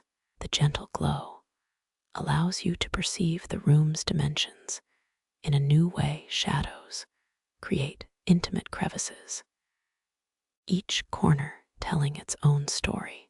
A carved wooden cabinet stands sentry against the stone wall, where scrolls rest in quiet camaraderie. What secrets do those paper-wrapped thoughts hold now, hidden from daylight eyes, but alive in the moon's embrace? Even seemingly inert materials like inkstones and paper absorbed lunar essence, a soft silver sheen that only nocturnal eyes might perceive. You wonder, did ink created beneath the harvest moon's fullness yield strokes that lingered longer on their readers' minds? Or perhaps was this luminescent quality just more metaphorical, a way of conceptualizing inspiration's heightened sensitivity? When draped in night's quiet veil, your own senses heighten as you brush ink beneath this celestial glow, an almost electric connection. The moonlight's subtle caress turns every stroke into a whispered secret, shared between you, the parchment, and the night sky. Each mark feels like a thread unraveling, connecting to broader tapestries woven through time. Historians often underscore the song Dynasty's emphasis on harmony between humanity and nature. Here, in this moonlight-blessed workshop, the line blurs. Can you sense that poets here didn't just borrow from nature, but became part of it? The moonlight spills not just upon paper, but into minds, a luminous companion guiding their thoughts, casting inspiration in fluid silver streams. As the moon inches higher, its light becomes an invisible collaborator, transforming the mundane into the magical. Did poets believe that creating under this particular luminescence gave their work an almost divine touch? Or perhaps, more whimsically, would they let moonlight guide poetic meter, each line shadowing the celestial bodies, synchronized dance? Creation under such gentle, persistent illumination feels almost secretive, the world outside the workshop sleeping while ideas blossom. With every carefully applied stroke, you draw from the same moon-touched wellspring that nourished those song poets whose whispered legacies still linger. Now, every ink-drawn arc is a fleeting echo of that ancient dance between human intent and cosmic timing. The moonlight floods the room not only with physical light, but with a potent, quiet energy beneath its watchful eyes. You're not just creating, you're participating in a dialogue that stretches into centuries of creative lineage. Each line now reverberates through history, a silent thread connecting distant epochs. The moonlight's touch feels like a consecration, infusing your work with the gravity of tradition. The whispers of those who came before now mingling with your own thoughts. The serene workshop, bathed in moonbeams, wraps you in a cloak of contemplative creativity, merging past and present, human and cosmos, the known and the mysterious. Here, under the night's serene luminescence, you're not merely a creator, but a custodian of an eternal legacy, a fleeting presence contributing to a timeless continuum. Gentle rays inspire fresh strokes as dawn creeps through paper windows, their gossamer lightness transforming the workshop. You blink away last traces of moonlight's hold, welcoming the morning's calm embrace. The room transforms, shadows soften, as a new cycle of creation begins, infused with soft sunlight instead of shadowed mystery. Did you know the song Dynasty valued morning light for its perceived clarity-enhancing properties? Scholars favored dawn hours for their fresh perspective, arguing the first light-sharpened focus. As the workshop awakens under the sun's first caress, it's as if history itself holds its breath, anticipating. There's an old anecdote about poets who would meditate while watching the sun rise over rice paddies, claiming this dawn ritual unlocked creative flow. Experts speculate it wasn't just the light, but the accompanying tranquility that opened pathways. Imagine ink-brushed strokes as meditative extensions of that first golden glow spilling across dew-kissed papers. Historians still argue whether morning light directly influenced the vividness of Song Dynasty's poetry? Was it simply psychological? Or did wavelengths play tricks on pigment perception during those early hours? Intriguingly, some claim morning's illumination brought ink's boldest hues to life, a natural form of augmented reality for ancient artists. You take in a deep breath of crisp morning air, perhaps a quiet nod to those old routines. With each exhale, the room feels alive, yet grounded, as if the earth's heartbeat pulses through your brush. Such moments invite fresh inspiration. See how a single stroke turns the day's first beams into a silk-woven line, glistening with possibility. Sunlight reveals the night's secrets. The ink holds a deeper shade this morning. The day's energy infuses each mark with vitality, giving your work a vivid vibrancy. The inkstone under your palm warms with purpose, echoing the whispers of those who found their finest thoughts in this fleeting, glowing dawn light. A soft beam touches a solitary bamboo shoot taller than the rest, standing sentinel against the morning. Bamboo, known for its rapid growth, symbolizes renewal in song imagery. Historians highlight this duality in ink: resilient permanence and ephemeral renewal. Was the morning sun's angle a metaphor for the balance between ephemeral strokes and long-lasting legacies? Even the wooden cabinets reflect the sun's embrace, their honeyed tones echoing those song artisans' touches. Sunlight plays across inksticks, rendering them almost alive, each one a promise of stories yet untold.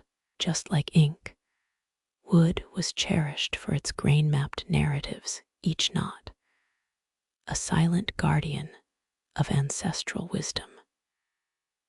The gentle hum of morning sounds enters, a distant rooster crow, the quiet shuffle of sandals on flagstone.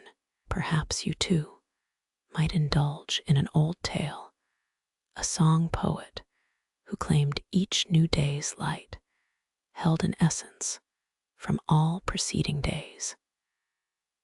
Creation then becomes an accumulative ritual, every brush stroke under morning's light linking you to a vibrant tapestry of history. New beginnings brush across paper as you create within this sunlight sanctuary.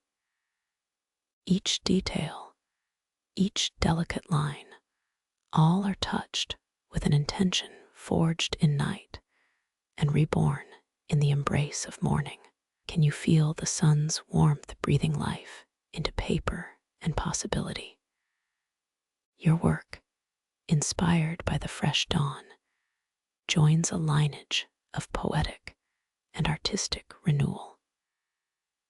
Creation under morning's light feels like awakening not just yourself, but the very essence of the craft. Each stroke turns sunlight into ink, transforming the abstract into the tangible. You are a vessel carrying the whispers of countless dawns, renewing stories, breathing fresh life into artistic legacies. Every arc and curve captures morning's first breath, drawing on light as much as ink. As the sun rises higher, its rays play with ink's depths, making your script dance on paper. The morning's luminescence blesses your work, transforming it into a new testament of age-old artistry. Just as the bamboo grows in subtle yet noticeable daily increments, your work too blossoms with morning's kiss. Each creation inspired by dawn's delicate glow, becomes a living thread in an eternal tapestry, one that stretches through time, linking past mastery with today's fresh vision. You stand now, embracing a continuity that feels timeless, a moment at the heart of an enduring craft.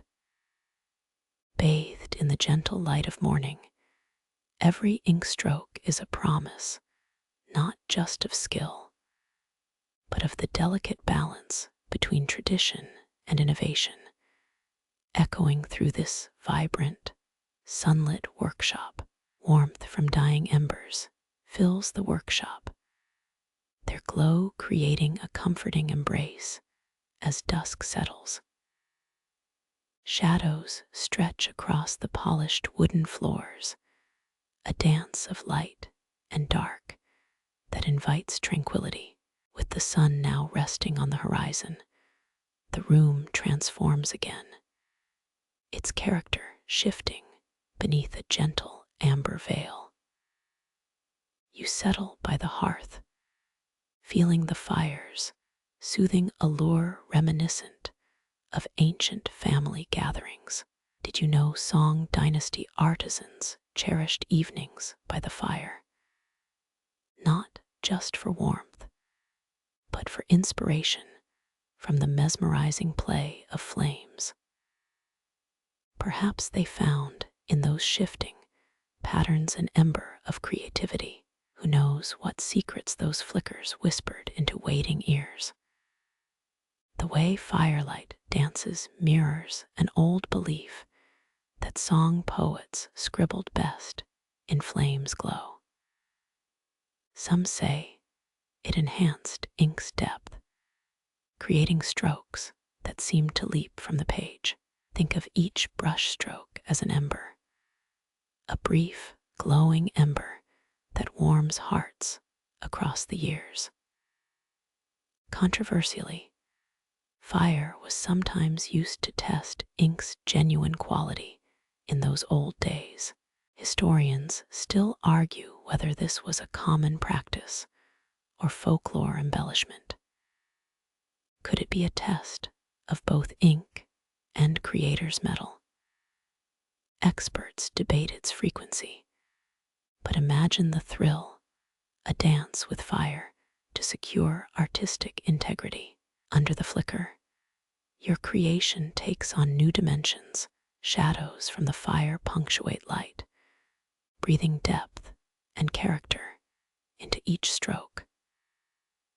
The air smells faintly of wood smoke, mingling with the ink, creating an aroma that feels almost like a liquid hug, as if the inkstick story is fused with that of the hearth. Firelight softens harsh angles, letting your eyes trace shadows, revealing contours. This gentle transformation brings forth a forgotten detail. Song artisans were believed to carve intricate designs onto their ink surface while it cooled by the fire. A practice hinting at deep appreciation for craftsmanship's minute magic. What patterns told silent stories to ancient eyes? You notice that flames shift, casting long trails of reflection across lacquered tables. Was that design by master craftsmen or accidental artistry over centuries? That debate remains a delightful puzzle in artisan circles. Could chance be credited alongside skill? Imagine every stroke you make now holding dual meanings, fire and fate intertwined. As the hearth's glow dims slightly, the room's pulse adjusts, becoming a cradle of soft light and warmth. This time of day was cherished for its ability to foster intimate creation. Perhaps it mirrors modern evening routines in ways we seldom notice. The firelight's embrace feels unexpectedly, like a universal constant through time. A soft crackle brings your attention back to the present.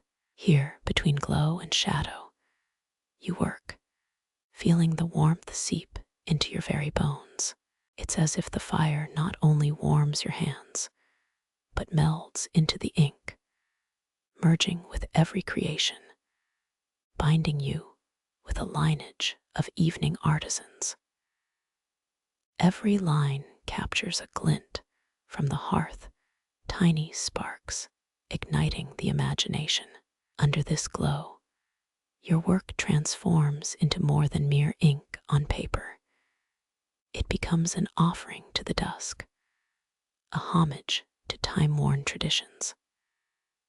The firelight's whisper assures you, reminding you that you are a part of an endless cycle of creation, preserved through centuries of twilight hours.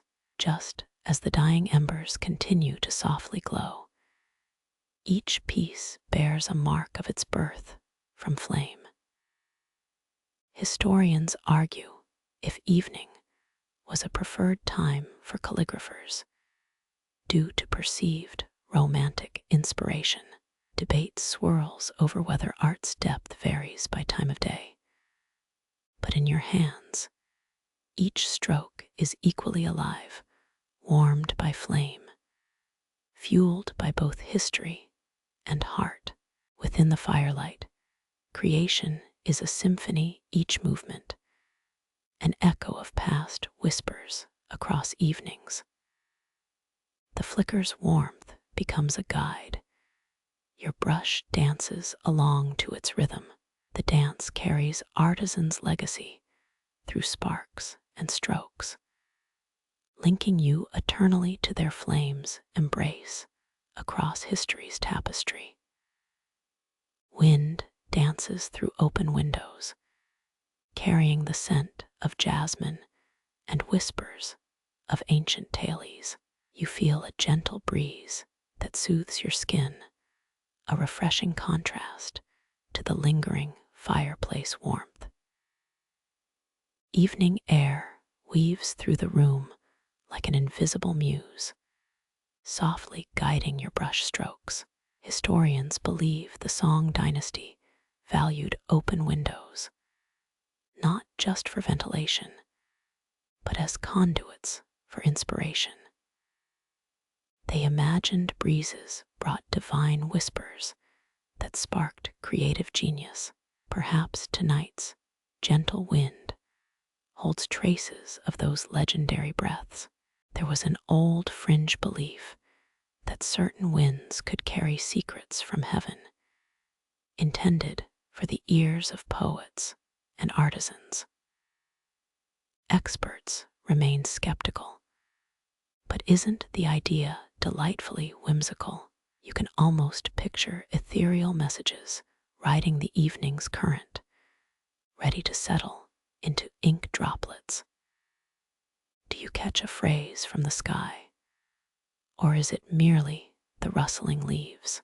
Feel the spirit of the wind merge with your movements, delicate and ephemeral, as it carries your imagination onward. Historians still argue whether ink masters were inspired by specific winds. Did a gentle breeze hint at tomorrow's poetry?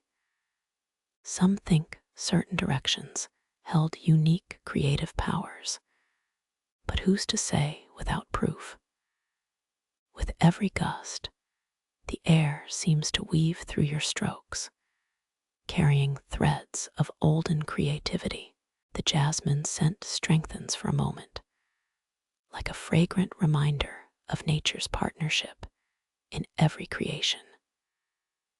Song artisans would often grind ink with water from nearby streams, believing nature's essence infused their work. Can you feel it now, with this breeze that shares so much? A sudden cool breath slips in, brushing your cheek and making you shiver pleasantly. You recall how song craftsmen debated whether north winds sharpened ink's clarity, while south winds softened emotions. While quirky, the idea persists. Why else would wind direction carry meaning? Open debate swirls around such ancient assumptions, but a part of you finds comfort in their poetic conviction.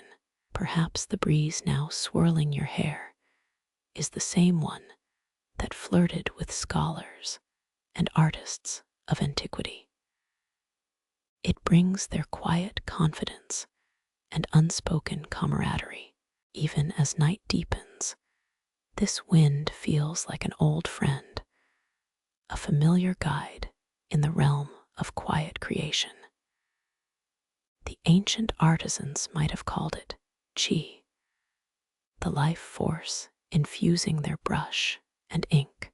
Your hands glide with the wind as your companion, an airy dance unfolding with practiced ease.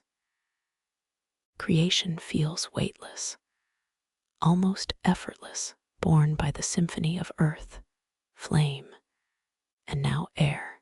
You find yourself recalling old tales told by flickering hearths, feeling the lineage of countless song evenings, all converging here, right now.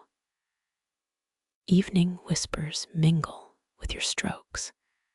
Did the wind carry stories of lovers gazing at moonlit rivers, craft secrets exchanged between dynasties? The gentle movement of air blends all these possibilities, weaving them into your work. Tonight's breeze feels like an heirloom, passed down through generations as a gift to your craftsmanship. Under this enchanting union, a realization stirs. Historians ponder if seasonal winds influenced historical art trends. Winter's bite versus summer's gentle flow. Do they sculpt creativity in varying hues? You wonder about that as the current wraps the final touches on your creation. Could today's soft whispers yield tomorrow's masterpieces, just as they did then? Every breath of wind seems to seal this timeless connection as you complete your strokes. It's as if their spirits linger, tiny footprints of creation, etched in ink-born whispers. The workshop feels alive with them, guardians of a craft sustained by whispers and winds, now ready to take flight in dreams crafted upon a song dynasty breeze. Dewdrops settle on ink stones as the night deepens, each one containing a universe of inspiration. The faintest touch of moisture seeps into the workspace, weaving through your brush strokes with the weight of centuries. Historians often speak of how crucial water was to ink making. Water's caress shaped the very essence of the ink. Imagine the dew harvested in the stillness of dawn, before even the sun could claim it. The ancients believed this morning dew held pure, untouched energy, ideal for infusing ink with life. It feels almost magical, doesn't it, that each dewdrop could carry the freshness of the world, waiting to imprint your paper.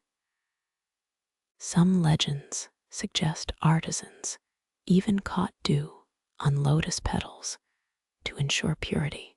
Yes, lotus petals, an emblem of enlightenment, and conveniently, a collector of the best morning condensation. Skeptics call it poetic rather than practical, but who's to say? Could you imagine waking before dawn, a basket in hand, to gather nature's fleeting gifts? The idea that nature provides these liquid inspirations still sparks curiosity. Historians don't fully agree whether such practices were common or merely romanticized myths. Yet there you stand, feeling the dew-infused ink merge seamlessly with your brush, a connection that defies time's scrutiny. Tiny beads of water now trace the rim of your inkstone. When grinding ink, each drip absorbed into the mixture brings dreams to the forefront, transforming pigment into potential. Perhaps that's why ancient poets revered the rain, whispering their verses to skies, hoping for a reply. The rain was the great communicator between realms, don't you think? It's curious how ink masters would wait for specific weather, aligning their craft with celestial timing. Debates rage about whether seasonal rains brought unique essences to the ink. Summer storms versus spring mists. Did they alter the very soul of the ink, infusing different energies? As you trace delicate lines, the dewdrops merge with your movements, leaving ephemeral sparkles. The faint shine of their trails guides you like stars on paper, grounding your craft in nature's rhythm. The workshop feels as alive as the dew-kissed garden outside, the two worlds seamlessly blending through your brushstrokes.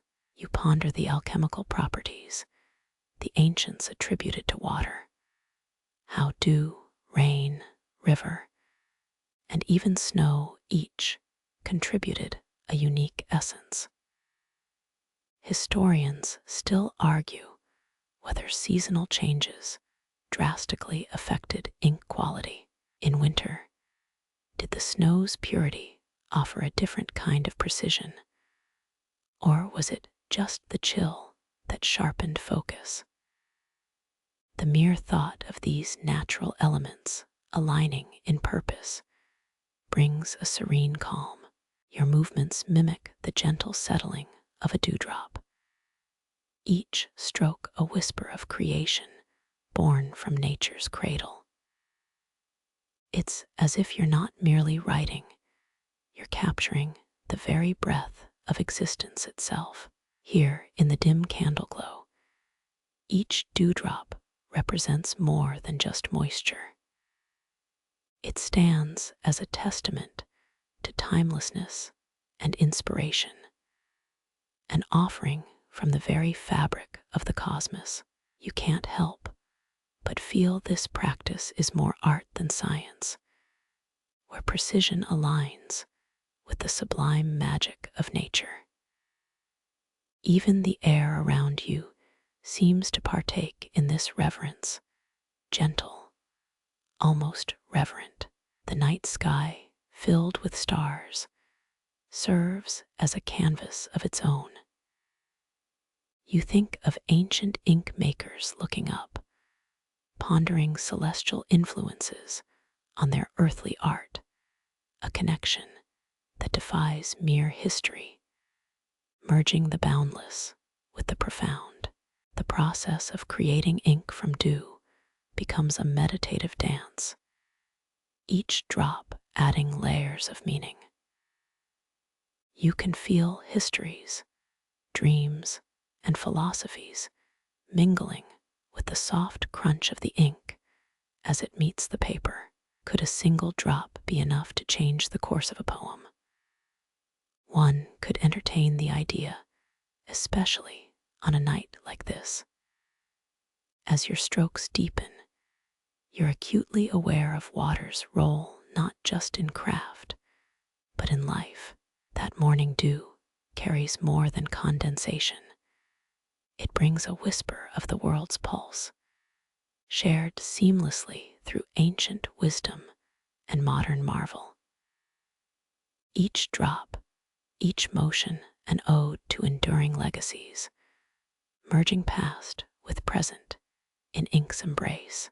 The air itself hums with the essence of life's simplest, yet profound element. There's an unspoken understanding that water, in its many forms, is the silent guardian of creation. The dewdrops on your inkstone bear witness to the quiet, steady continuity of art, guided by the element's eternal cycle.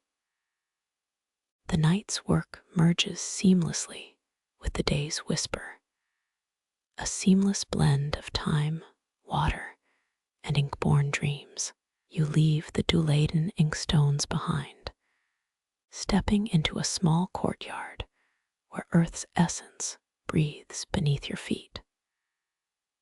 The ground is the Song Dynasty workshop's silent guardian, its steadfast foundation supporting centuries of creativity. You feel the solidity, noticing how even the tiniest grains whisper stories of ancient craftsmanship.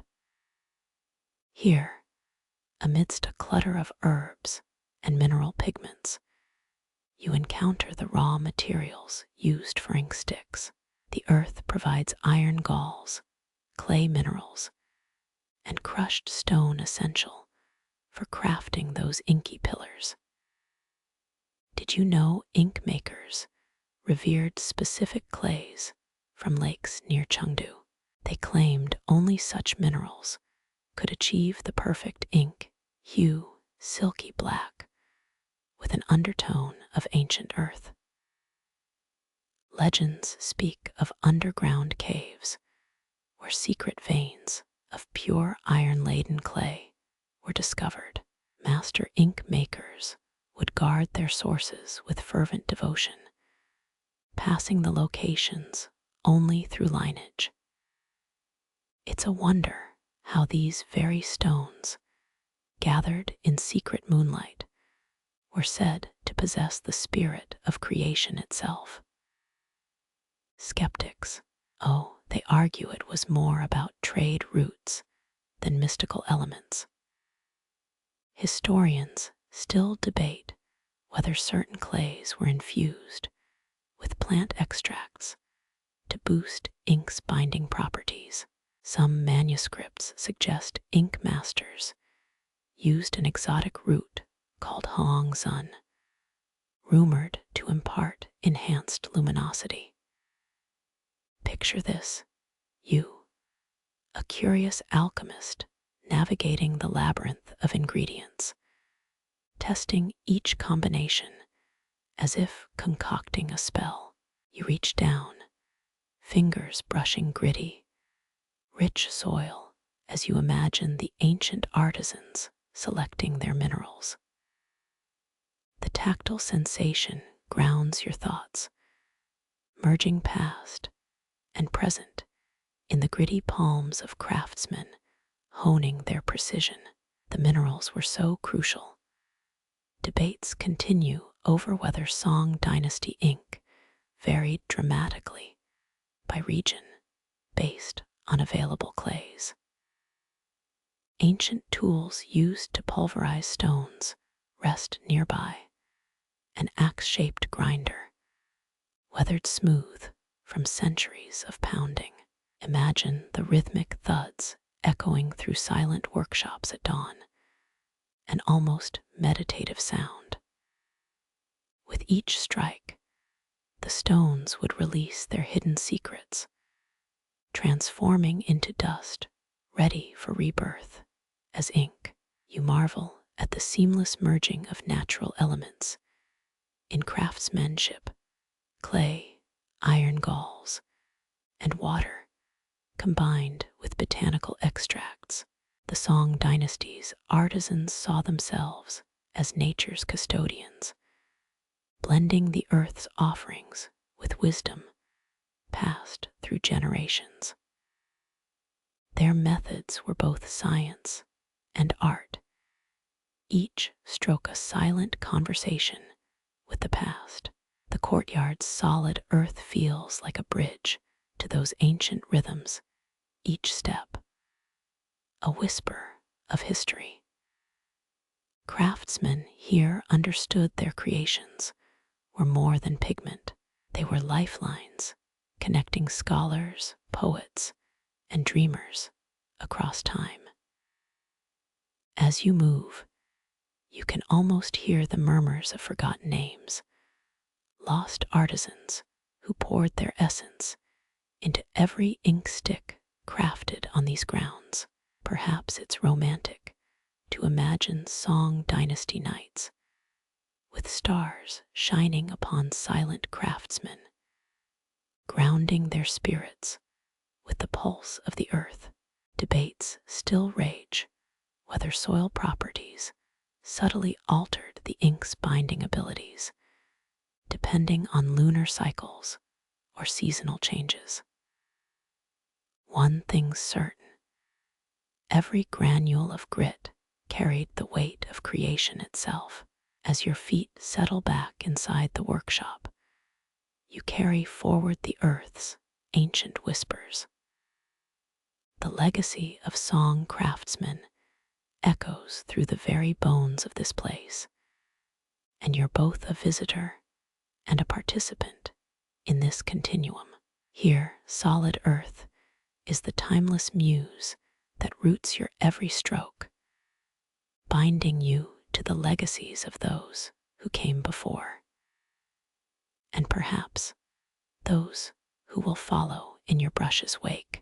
Soft light filters through paper windows, illuminating a corner of the workshop. Here, simplicity reigns, yet every object sings with purpose. Wooden tools rest in quiet companionship, their humble forms harboring histories of creation. Remember the grinding axes and clay mortars.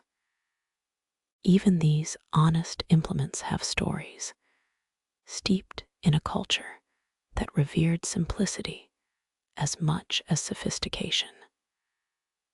The Song Dynasty prized wood not just for its pliability, but for its resonance with spirit. You trace the smooth grain of a brush holder carved from ancient bamboo, its natural nodes transformed into graceful curves. Historians still argue whether certain woods were selected for their vibrational qualities, thinking they could amplify the inker's intention like an unseen symphony. Did you know some artisans believed using peachwood in their tools warded off malevolent spirits? It's like the ultimate anti-demon craft kit. Maybe you can picture a jittery apprentice secretly carving talismans into every available surface, just to be sure. A laugh escapes.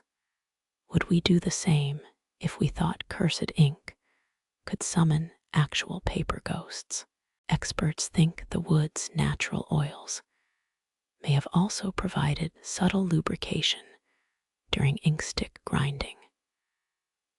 Who knew the same stuff that built huts could protect against spectral art hexes? You chuckle, imagining the dual-purpose placard outside. Enter at your own risk, blessed by artisans. Here, among the wooden simplicity, the workshop's soul pulses gently. Each tool's integrity is a silent testament to the artisan's respect for their materials. Perhaps that's why their creations endure, not merely as objects, but as companions in a shared pursuit of beauty. The wood resonates with this purpose, almost whispering stories as you hold a humble stir stick whose simplicity belies centuries of artistic alchemy. Simple, yes, but these wooden implements required a master's touch. Craftsmanship that appears rudimentary often hid subtle engineering. That unremarkable spatula, it might have been angled just right to distribute ink evenly when rubbing ink sticks. Historians debate whether these tools, minor variations, optimized techniques, or reflected regional preferences. You pick up a modest wooden mold shaped like an inkstick, feeling the bevel's slight imperfection, evidence of countless uses shaping it to nearly perfection. Each scratch, its own record. There's an unspoken rhythm in these tools, perhaps harmonizing with the steady pulse of the earth you felt outside. Take a moment to ponder. Song inkers might have seen their tools as vessels. Vessels for thought, vessels for spirit. Here, simplicity didn't denote crudeness, but an intimate refinement. Just as a haiku distills poetry into economy of words, these wooden implements distill intention into form. A nearby rack holds varying brushes, fine bristles bound in pristine simplicity. These were the final step in the cascade of artistry, where inker met paper. Yet each brush's handle tells its own tale of tactile connection. Worn smoothness, a testament to repetitive strokes, blending mind, spirit, and craft. Remember the dewdrops on the stones outside, shaping whispers of creation. Even an artisan's simplest actions, tightening this bamboo sheath, smoothing that grip, were part of an eternal dialogue with nature and intent. You feel such a connection, brief, profound, as you caress a stir stick's curved handle, imagining generations of hands shaping ink flows, guided by wooden whispers. So here, amidst whispers of creation carried in wood's grain, time seems to fold upon itself. Simple tools, crafted with precision, became extensions of their wielder's essence, marrying mortal intentions with the pulse of something profoundly ancient. Each humble form a legacy inscribed through touch, stroke, and reverent creation. Finally, you pause, letting the resonance of this place, solid earth, humble wood, settle through your core. This workshop isn't just a venue, but a vessel of timeless spirit. As you prepare to move onward, you carry the imprint of these honest forms, forever rooted in the legacy of song simplicity and its endless echoes of artistry. You step gently from the domain of wood's whispers, transitioning to a place where the very essence of creation resonates most deeply, inksticks themselves. These modest cylinders carry within them a pulse of legacy, a convergence of history's subtle murmurs. Here, the artisan's deft hands sculpted far more than mere pigments. They wove generations, voices into inky threads.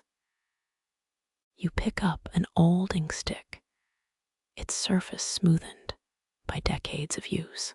Historians still argue whether these creations held more than artistic value, perhaps serving as cultural encyclopedias, imbued within their soot and resin fibers. Every grind against the inkstone was like turning pages in a material dialogue between past and present. Imagine this. Beneath every stroke of the song scholar's brush lay ancestral stories. Perhaps the indigo hues of Sumi ink carried echoes, not just of mountains and rivers, but of dynastic secrets. A smirk plays at your lips. If these inked lines could talk, they'd probably spill tea like modern influencers. Here, inkstick crafting was an alchemical dance. Each mixture, pine soot, animal glue, fragrant oils, melded together under skilled guidance. Did you know some fringe sources claim certain ink recipes were used to camouflage coded messages that even X-ray vision would miss? Conspiracies or not, their complexity belies the simple appearance. The inkstick became a vessel not unlike the wood tools, a channel for concentrated intention. Experts think that artisans chose specific fragrances, jasmine, sandalwood, not just for aesthetic delight, but to awaken creativity's elusive muse. The act of grounding ink to produce deep black pools was both methodical and magical, a ritual bridging thought and expression through material form. You examine a particularly weathered inkstick with faint engravings, a scholar's seal perhaps. Each groove tells of hands that once held these creations dear, not merely as implements, but as extensions of their spirit. Such connections transform a mundane object into a hallowed touchstone across eras. Here is an open debate among historians whether certain ink shades indicated social rank or regional pride. Ink hues varied widely. Some favored pitch black for formal edicts, while others leaned toward midnight blues for poetic musings. Imagine the color spectrum as silent shorthand, a visual dialect bridging courtly scribes, rustic peasants, and scholar recluses alike. Yet beyond the visual, ink was a sensual experience. The fragrant wisps of sandalwood that curled as one ground the stick, or the slick feel of the resultant paste as it slid across parchment. These details anchored creators in their present while invoking ancestral echoes. Each grind against the inkstone resonated with the history woven into its formulation. A tangible connection across time, rendered through aromatic vapors and tactile sensation. Inksticks bore witness to countless creations, a testament to their durability and cultural significance. One quirky tidbit: in rural villages, folk cures used ink for ailments.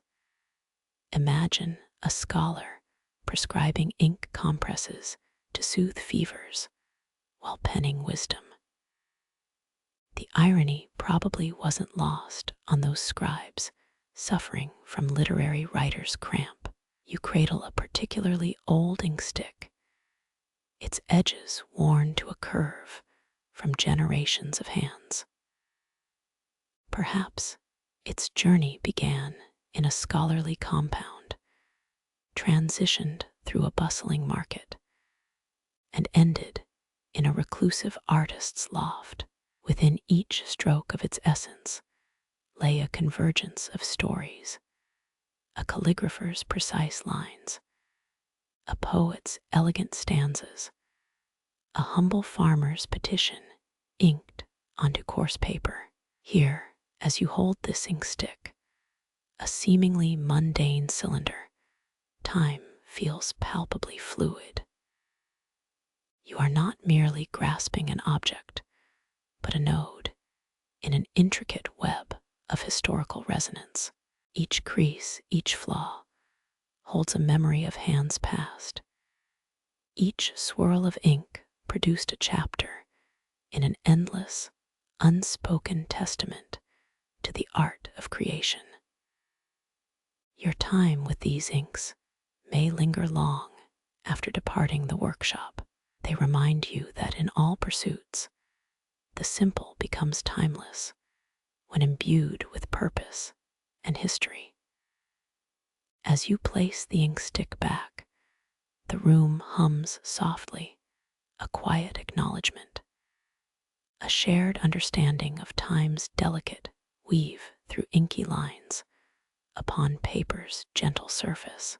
You step deeper into the ink's legacy, moving through an ethereal corridor of centuries-old whispers and stories etched in layers of soot. The room's soft light wraps each artifact like a familiar embrace, as if recognizing your presence with a silent nod. Shadows linger in the far corners, holding secrets from the era when the Song Dynasty's inksticks first began their quiet revolutions. Here is an open debate among historians. Did ancient artisans imbue special codes within the ink's composition itself? Some believe certain ink recipes contained minuscule metallic traces to hide sensitive court communications. Fancy X-ray vision. Think again. Only the initiated held clues to these concealed messages. A fleeting grin curls at your lips as you ponder scholars huddled under candlelight, perhaps concocting formulas so secretive they'd fluster the most determined cryptologists of today. The inkstick's solid form belies its potential, passed as a clandestine weapon wrapped in scholars' robes, carried under unassuming sleeves. You feel a palpable connection, a lineage of hands, generations of artisans, each with their own unique pressure and grind. Past knowledge through the pigmented veins that coursed from inkstones. Inksticks aren't merely relics, they're living arteries of Song Dynasty creativity. You envision a father leaning over his son's shoulder, whispering the precise degree of moisture needed during humid autumns. Some say ancient villagers used diluted ink residue as makeshift medicine, though its healing properties were likely nothing but the placebo of hope and trust. Here in this chamber, you can almost hear the gentle hum of inkstones turning, each twist binding one era to the next. Historians still argue whether ink hues subtly shifted to signal regional pride or intellectual rank. Those vibrant midnight blues versus shadowy blacks. Was that ink a scribal dialect or mere personal preference? Your fingers brush against another inkstick's surface. Faint grooves hint at repeated rituals of grinding, mourning, mists blending with sandalwood fumes, lingering long after the artisan's departure. The faint curves suggest lives intertwined, artists finding fleeting beauty, farmers pleading for land reprieve, and scholars scribbling life's philosophies in the margins. You marvel at how such an unassuming cylinder carries multitudes, from imperial decrees to lovers' secrets. Each inkstick is a temporal library, their pages inscribed in pigment instead of parchment. As you hold it, you feel the weight of its history, a pulse echoing through time that transcends mere carbon and glue. As centuries unfolded, artisans passed these objects like hallowed batons, each touch a promise to preserve what came before. Some inksticks show curious scratches. Could they hide the initials of artisan families, subtly signed, but hidden from casual view? You imagine apprentices staring in awestruck silence, mimicking masters who turn mundane pigment into ethereal essence. Here, in this room steeped in ink's eternality, the notion of scribe transcends parchment. As you gently release the inkstick back to its resting place, a thought lingers like fading sandalwood. What secrets remain yet unvoiced? What stories unfold under the surface, waiting only for curiosity to stir them awake once more?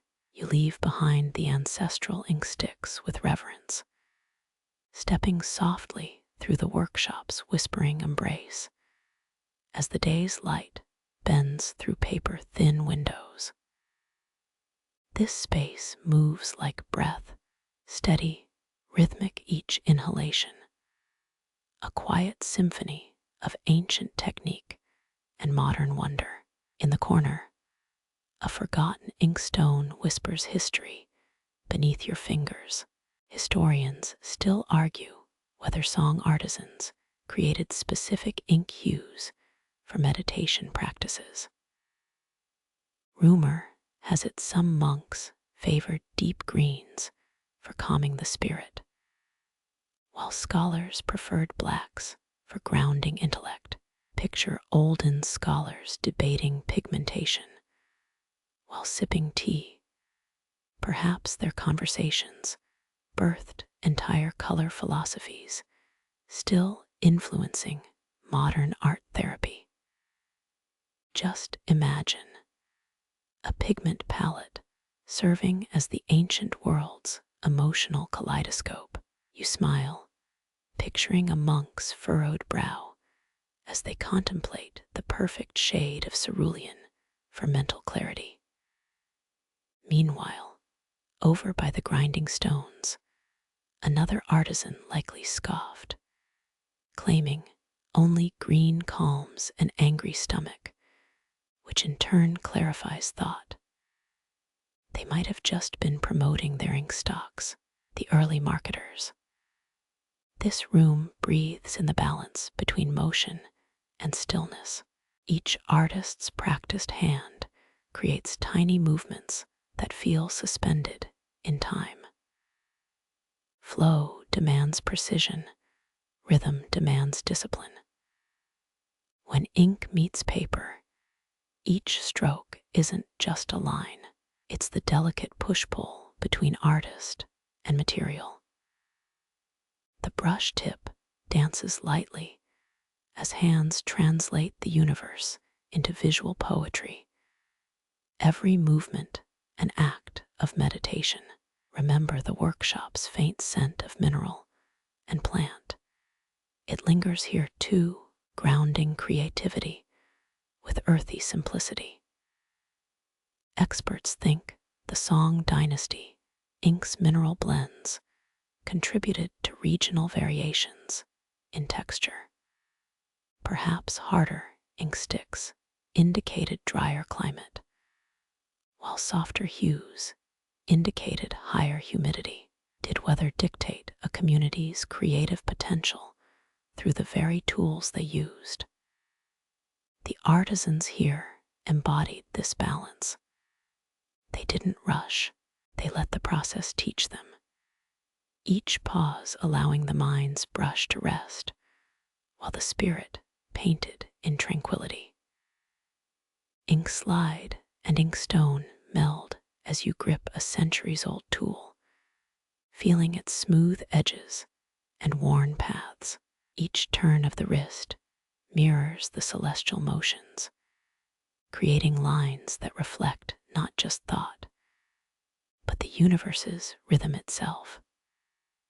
Some claim the room's ambient silence was so purposeful even apprentices practiced their movements in syncopated harmony to avoid disrupting the flow of concentration. Think about it, a room full of artisan apprentices tiptoeing around, making zero noise. Just a chorus of grinding stones and focused breaths. It's like a medieval Zen garden come to life. Here you feel the pulse, an ancient heart still whispering through each artifact. The artisan's routine merges with yours, their legacy flowing between your fingers and into your imagination. The workshop breathes around you, and as your own exhalations harmonize with the space's old rhythm, you realize the true power of creation is not the finished piece, but the path taken to bring it to life. Slip from the tools, back toward contemplative stillness. The very air is woven from contemplation and creativity flowing in tandem. The brush may have paused, but the spirit of this place continues to dance within each line unpainted, waiting for the next breath, the next stroke to bring forth new life anew. The walls seem to expand with your contemplation.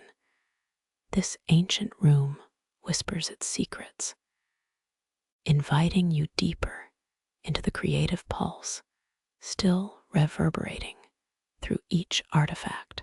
Every brushstroke, long since faded, continues to echo like ripples across a pond, their impact infinite, their origin forever shrouded in the beauty of fleeting moments. The workshop now sleeps, but its stories persist. As the final sunbeam traces patterns across the floor, its light melds into eddies of powdered pigment lingering in the morning air, whispering promises of inspiration, yet to unfold when you return, and you will return, won't you?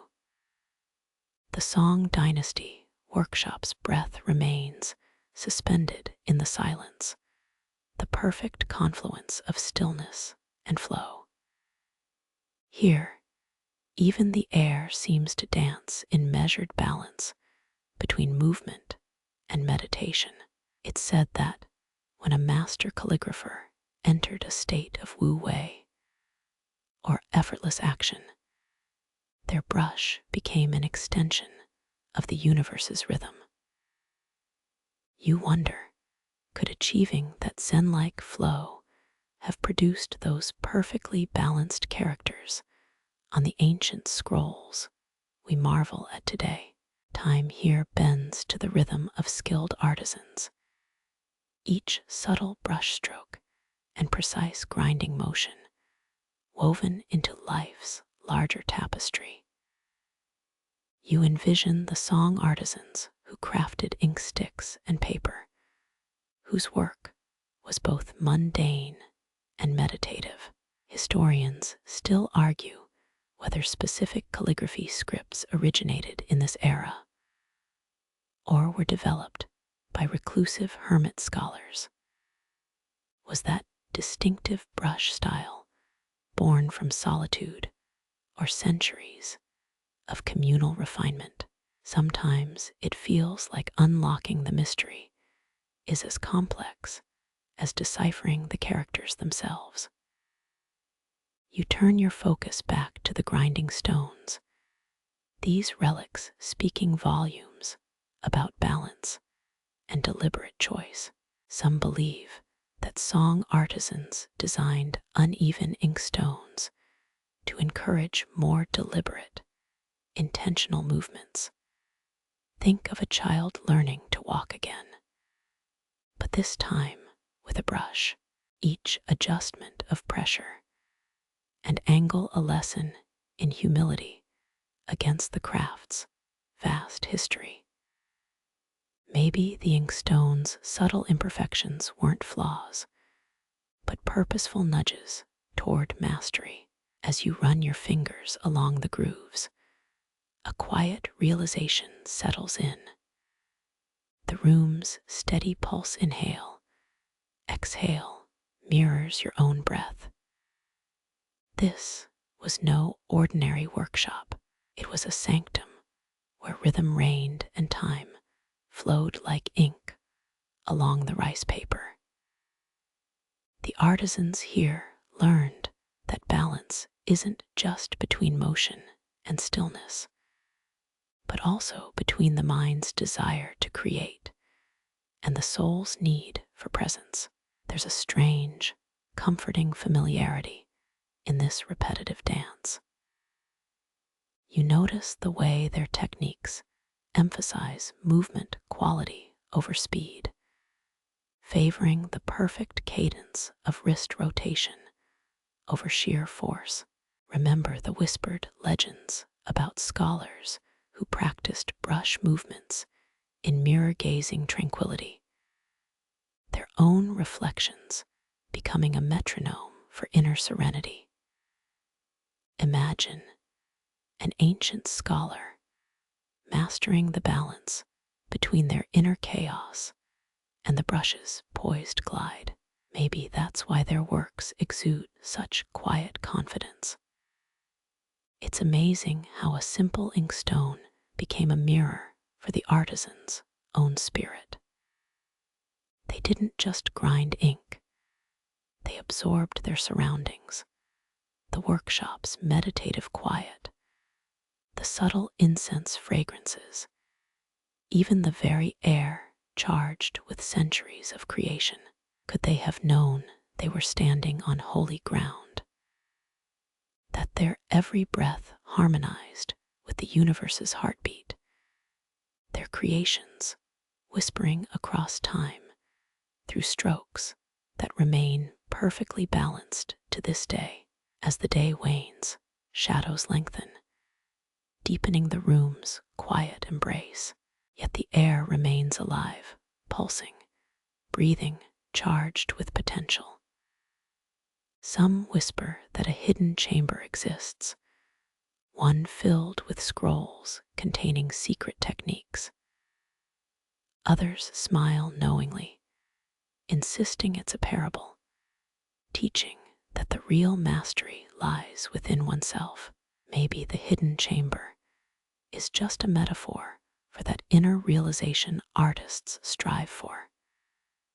When creation flows from the very soul, in this space, creativity becomes an act of communion.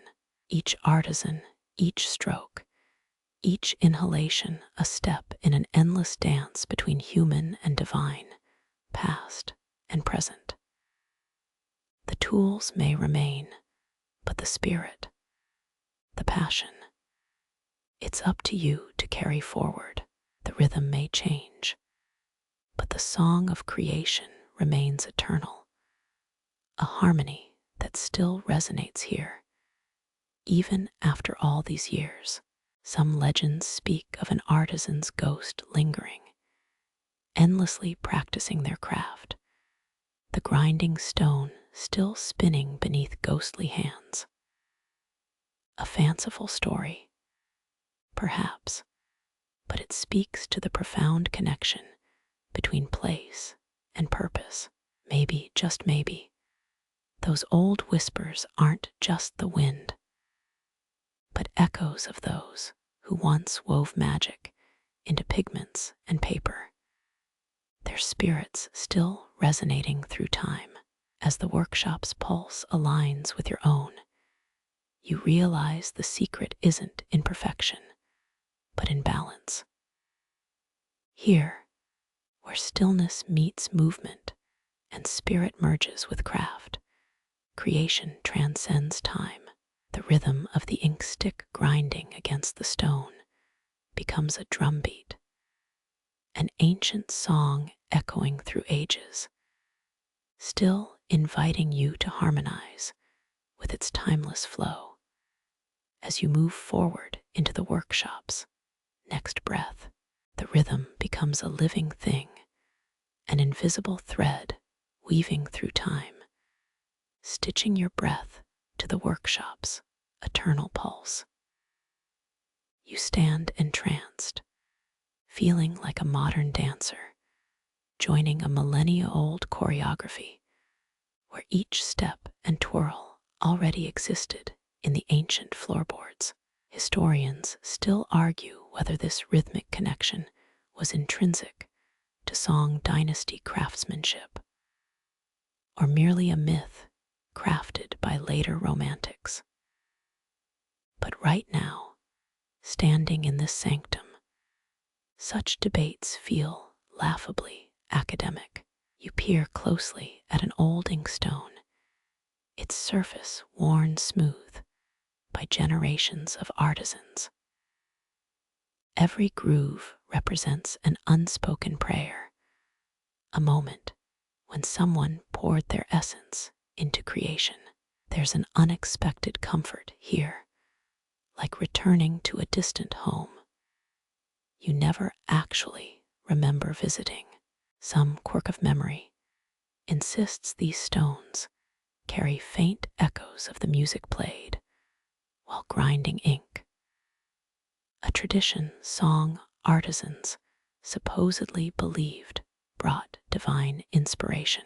Was it a flute's airy notes, or a zither's plucked strings guiding those precise strokes?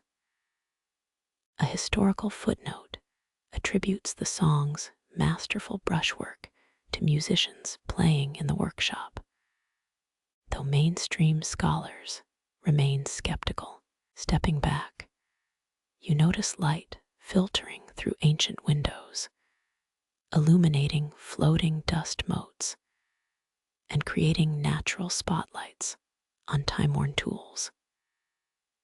This place was more than an artisan's haven. It was a theater where the air itself collaborated with creators. You can almost hear the faintest strains of music mingling with the grinding's own hypnotic cadence. Experts think some inkstone designs intentionally channeled resonating vibrations through pigments, enhancing that deep harmonic quality.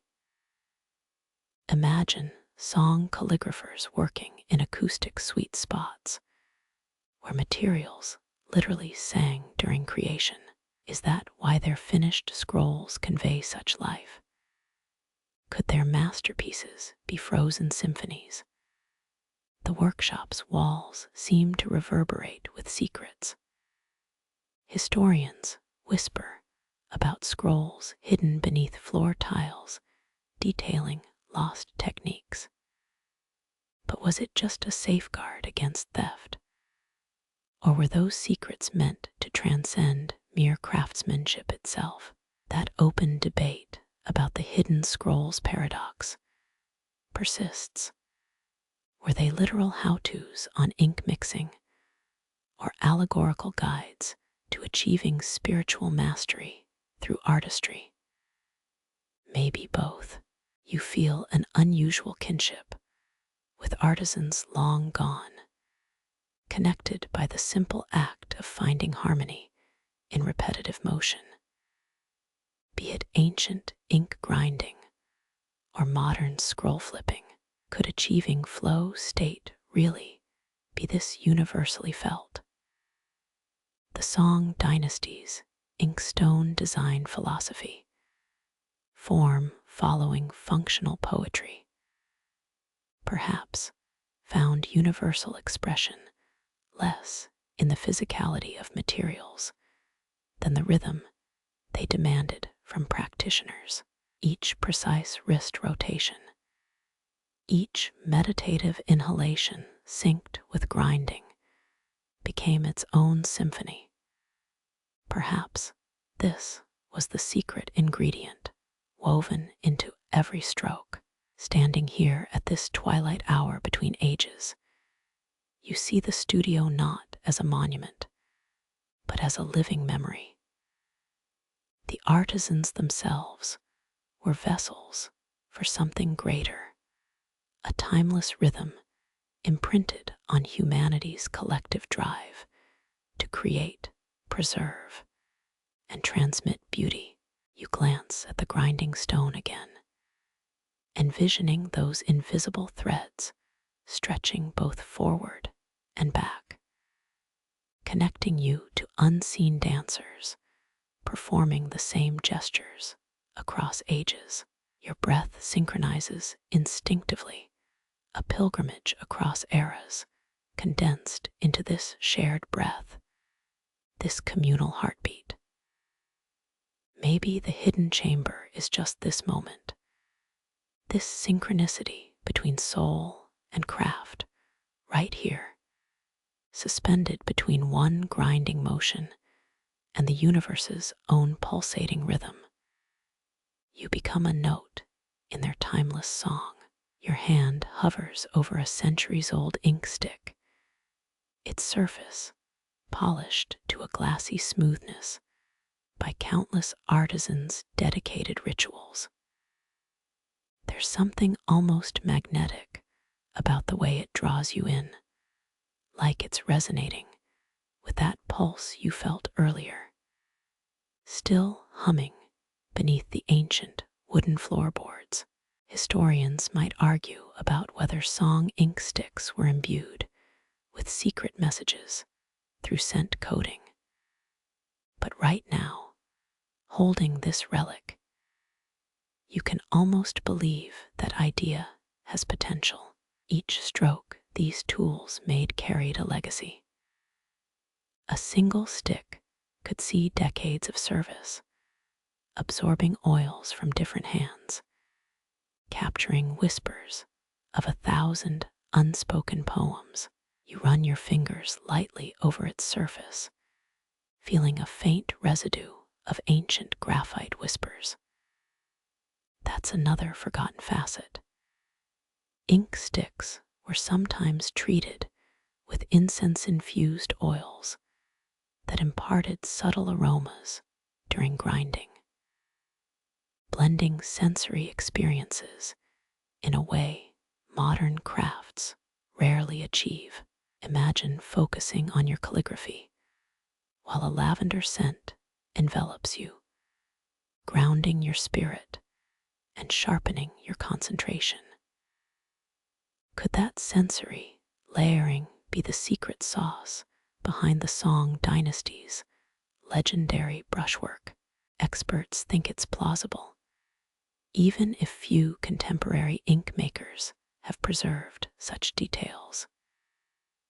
You step closer to a shelf lined with worn tools. Among those are delicate water droppers with spouts so thin they'd make modern precision engineering blush.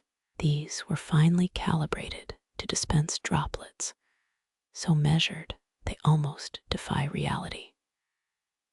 Historians still argue whether these were crafted purely for practical consistency, or if they held deeper spiritual symbolism, representing the universe's balance in every miniature drop. A tiny spout might have symbolized life's delicate equilibrium between order and chaos, reminding artisans of their place within the grand cosmic dance during each grinding session. The possibility carries a quaint poetry that modern mass production simply doesn't capture. Nearby, you find a small vial containing what looks like crocodile teeth. Bizarre, yes, but in the Song Dynasty, these were thought to neutralize toxins in ink. The Chinese believed that by using such exotic ingredients, ink could remain pristine for centuries without fading. That might sound fanciful now, but some fringe art historians swear there's truth buried in that odd combination. When museums analyze song scrolls today, they often find unexpected animal-based compounds in the ink, raising more questions than answers. Do these trace elements simply indicate a preservation obsession? Or was there something genuinely transformative in using such unusual additives? Looking through the dim room, you notice how even the natural light angles enhance the illusion that time itself somehow curves around this space. Each beam reflects off the glossy surfaces, creating liquid mirrors where the past melds effortlessly with present stillness. There's no denying that workshops would have operated under different lighting conditions across seasons and times of day, shaping artisans' experiences and their work outcomes. Experts still debate how seasonal light changes impacted everything from material choice to concentration levels. Daylight shifts could explain regional variations in scroll textures between workshops situated just a few miles apart. A soft hum of activity returns, as if this place is exhaling all its stored memories through you.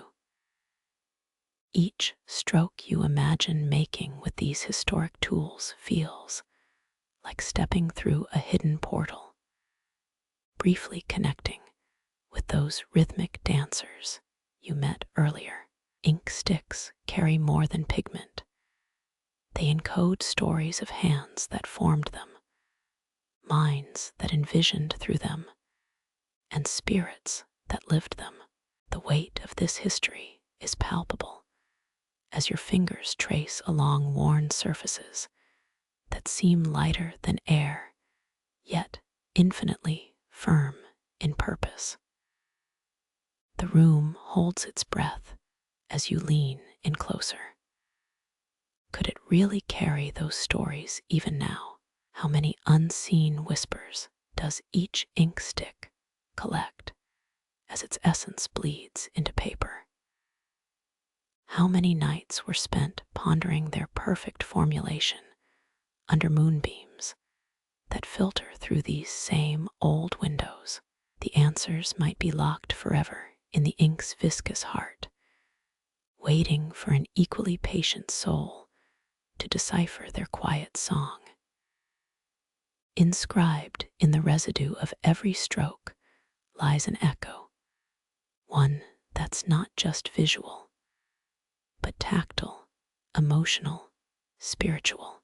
You're not just observing history, you're participating in its perpetual unfolding, one breath at a time, with these ancient companions. This is more than memory. It's a pulse carried through time, a living conversation across centuries.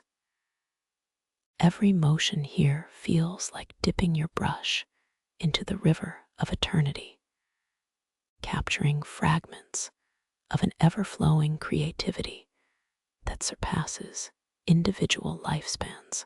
Perhaps true mastery isn't about replicating techniques, but embracing this dialogue, standing at the crossroads of eras with tools that bridge them silently.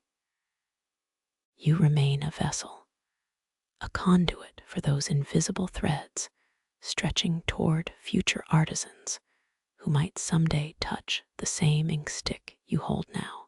Your breath mingles with theirs across the void, becoming part of that eternal song.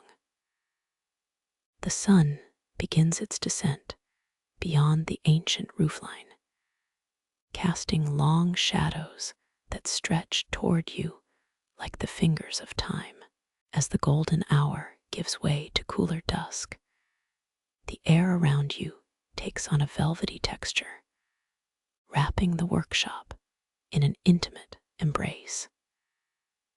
Historians might argue whether this exact moment, when day transitions to night, was the favored time for Song Dynasty scribes to finalize their daily work, or whether nighttime's quiet held a deeper allure.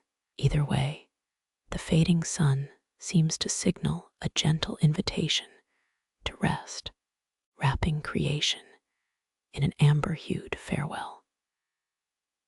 You notice how the last warmth catches on the delicate edges of ink stones, still faintly damp from earlier use, a visual echo of countless evenings spent perfecting brush strokes long after their creators have passed.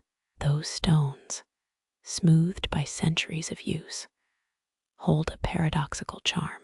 Experts think these tools were initially sourced from local rivers, selected for their fine, dense qualities that would resist the harshness of abrasive inksticks over repeated use.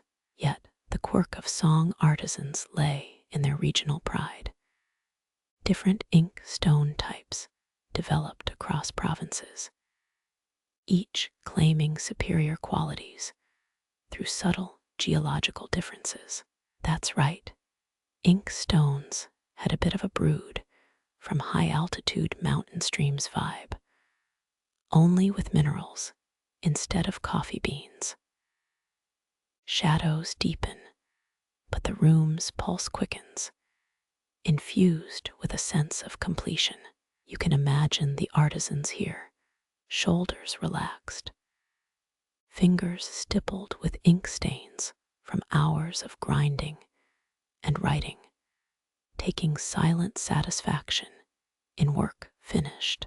Historians still argue whether the song's legendary attention to detail stemmed from disciplined routines or an almost obsessive perfecting of the art. But here, amid the echoes, you find a middle ground, a rhythm where work and peace coexist, where creativity flows unimpeded by the demands of the outside world. Walking to the center of the workshop, you place your palm where countless others once stood. The floor beneath still maintains the slightest groove from repetitive foot traffic, a silent reminder of daily routines anchored in this very spot. The ancients might have been meticulous, but even they needed a break to let their hands breathe. An unexpected burst of amusement catches you. Who provided the first prototype ergonomic gel pad for tired artisan feet back in the 1100s? The Song Dynasty, equivalent of plantar fasciitis support, likely came from well-placed bamboo reeds or layered fabric. But the ingenuity behind everyday comfort remains a quaint testament to human adaptability. As twilight fully cloaks the workshop, your senses acutely feel the day's culmination. The air cools, and the once active space now hums with a quiet melody, its notes made up of finished scrolls resting against ink stones and the slow retreat of light from the windows.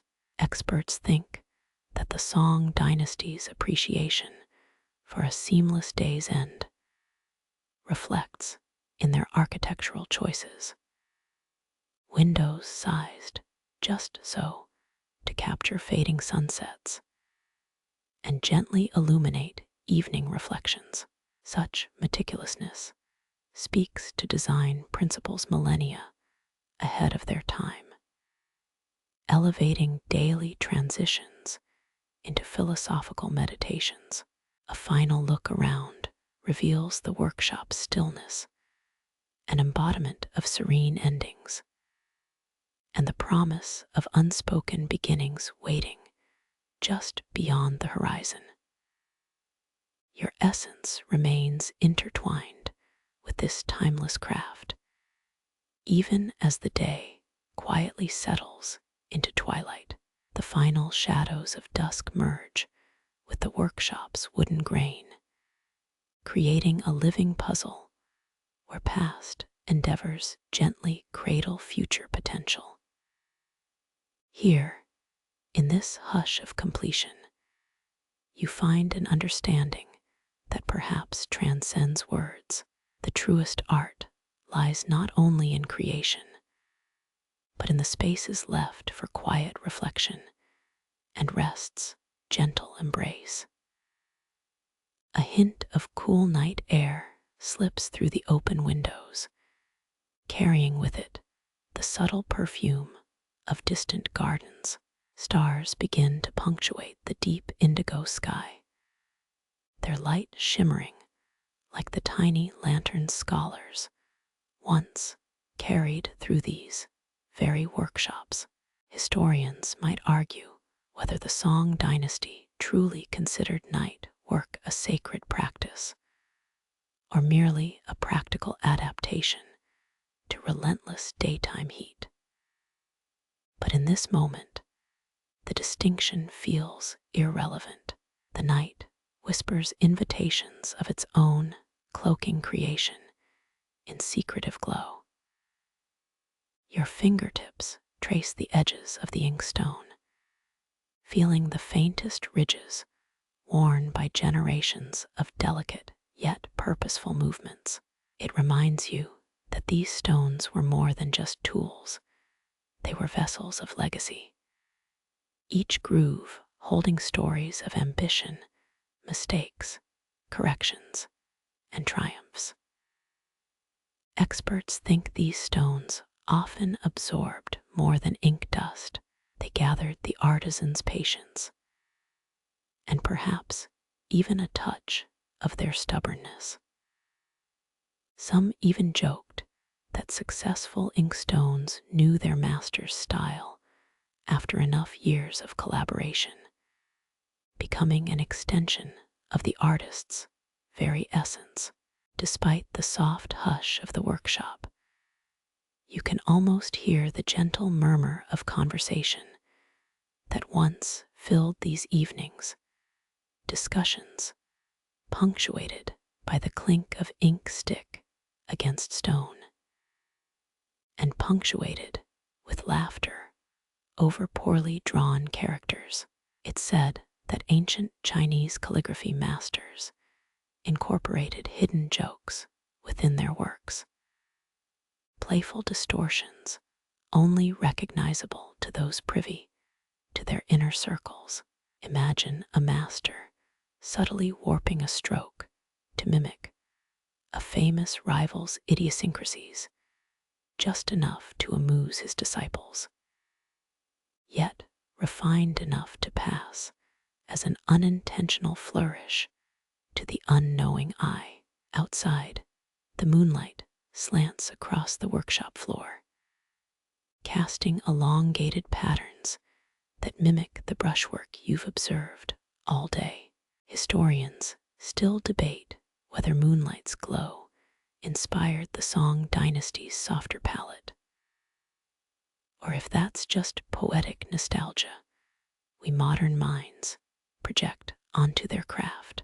Either way, there's something almost reverent in working under the silent gaze of the moon, as if creation becomes both more intimate and universal, stripped of the urgency of day, and gifted with cosmic companionship. You settle into a quiet corner, the low light framing the scene in stark, dreamlike contrasts. The quiet hum of nocturnal insects takes over where human whispers left off, weaving through the ambient stillness that envelopes you. There's a timeless serenity here, a sense that you've stepped outside linear perceptions of time and into something more fluid and encompassing. This workshop, with its artifacts of creation resting peacefully beside their tools, almost feels like a portal, holding past and future, suspended in a single breath. Finally, you lean back, allowing the night's gentle embrace to cocoon your senses. Here, where historical diligence meets quiet repose, the lines between yesterday, today, and tomorrow blur. Each inkstick, each scroll holds echoes, now nestled in the embrace of the same night sky that witnessed their inception. And as you settle into the rhythm of the song Dynasty's lingering whispers.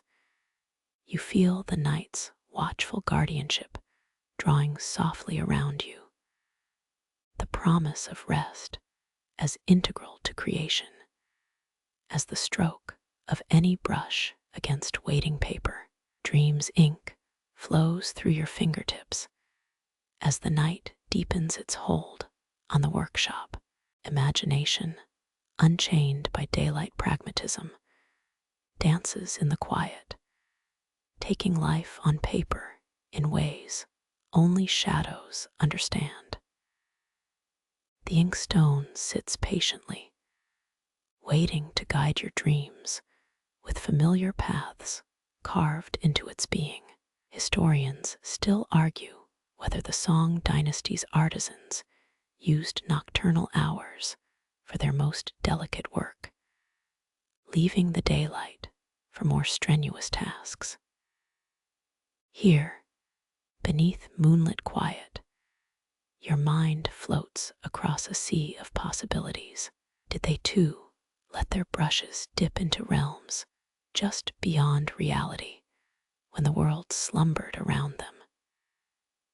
Did ancient dreams leave marks on the parchment that time has worn but never erased?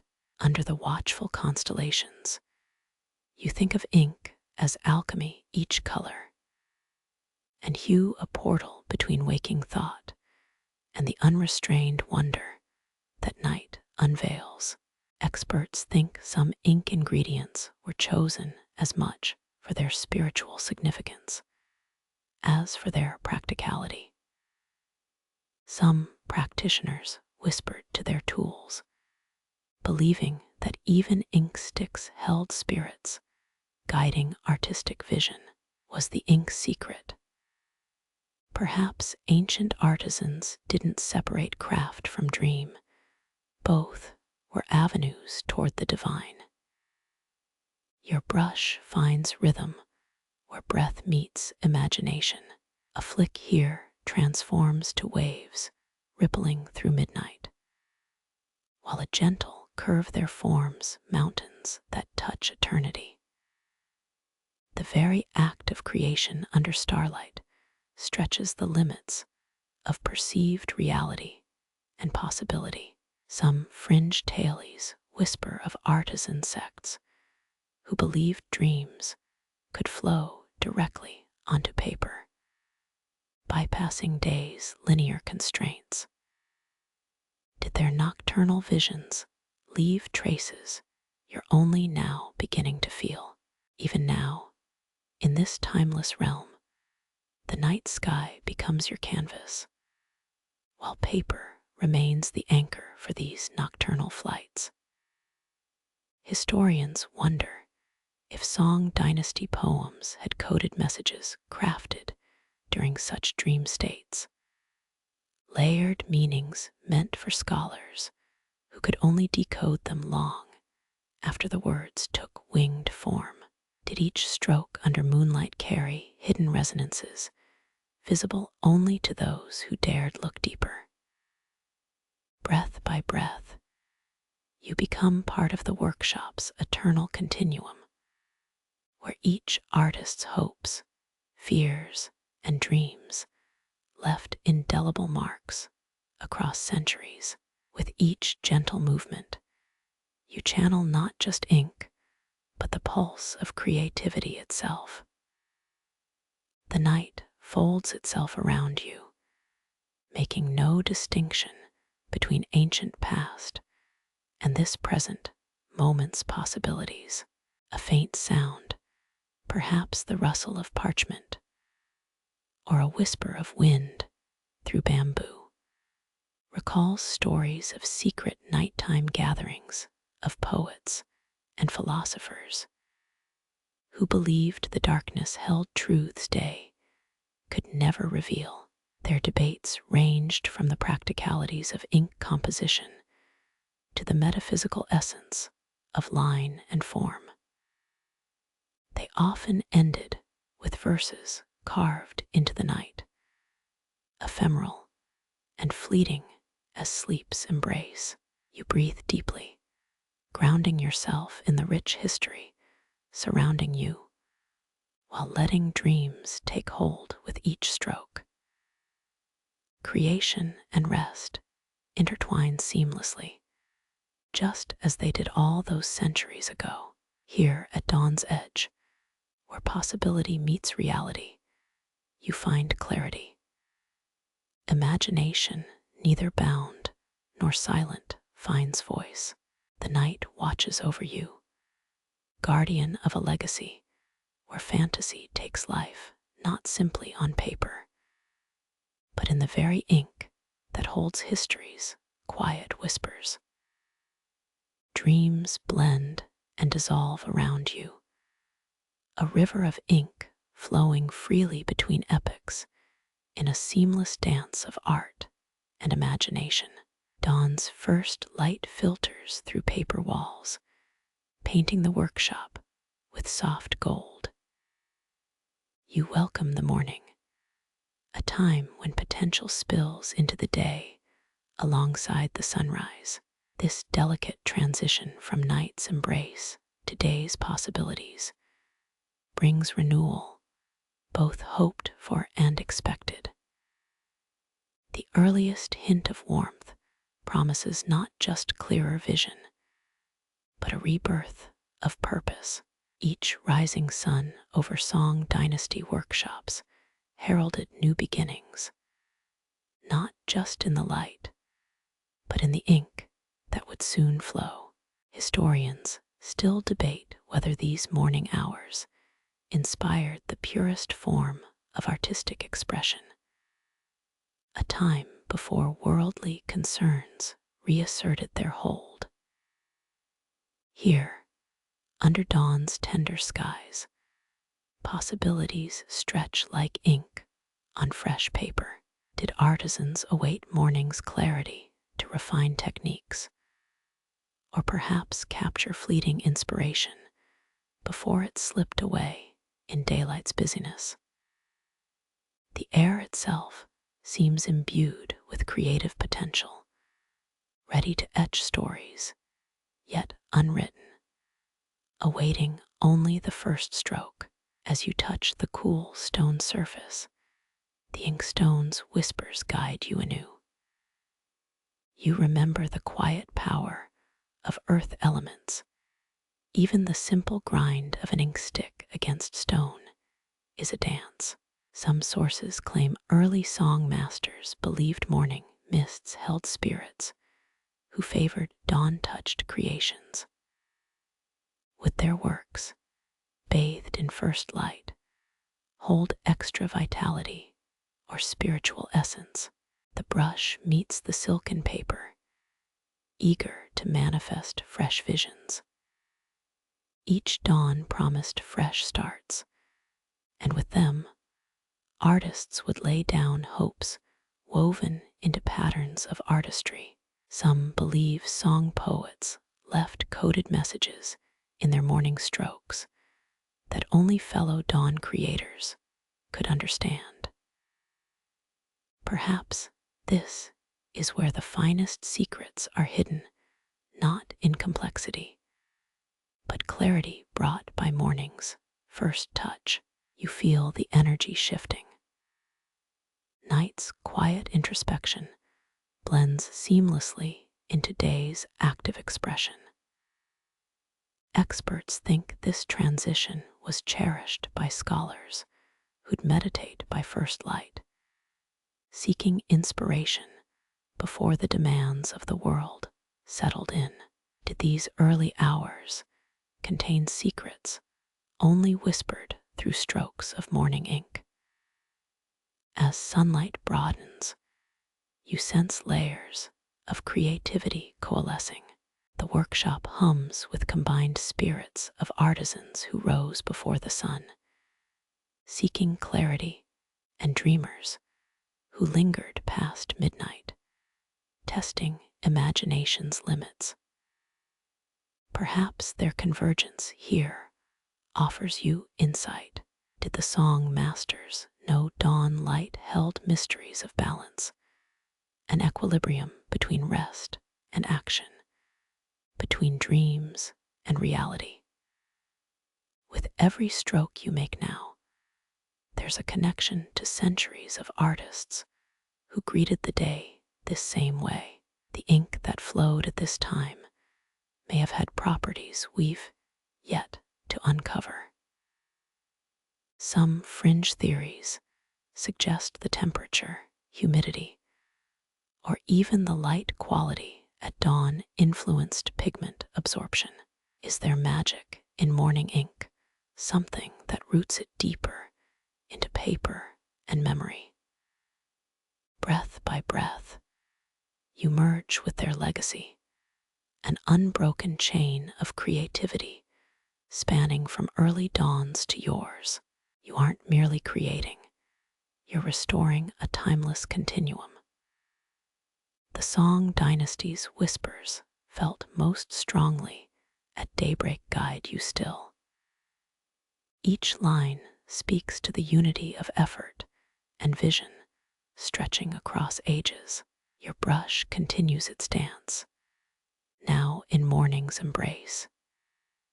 Here, where possibility meets tangible material, you find a balance long sought, a harmony between night's freedom and day's precision. Dawn's promise is fulfilled through strokes that capture not just a single moment, but the pulse of continuity carried in ink. The day stretches wide, and the workshop, quiet no longer, becomes a space of vibrant creativity. New beginnings brush across paper, every line, a continuation of an eternal journey toward artistic and spiritual enlightenment. As dawn matures into day, the workshop's pulse aligns with yours, ensuring that every creation here will carry whispers of both dawn's promise and night's dreams. Hope flows freshly on silken paper, merging centuries of quiet artistry with your personal renaissance. Each dawn a promise fulfilled in morning light. As daylight embraces the workshop, echoes of timeless artistry become palpable. Memories reside in the very stones, where masters once carved dreams across paper with each meticulous stroke.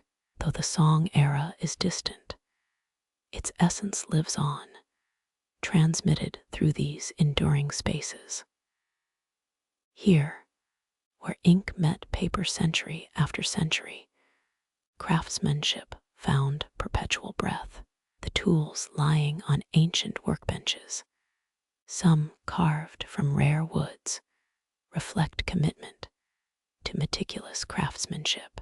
Each tool tells stories of long-lost artisans who dedicated their lives to the pursuit of perfection, their silent sacrifices fueling innovation.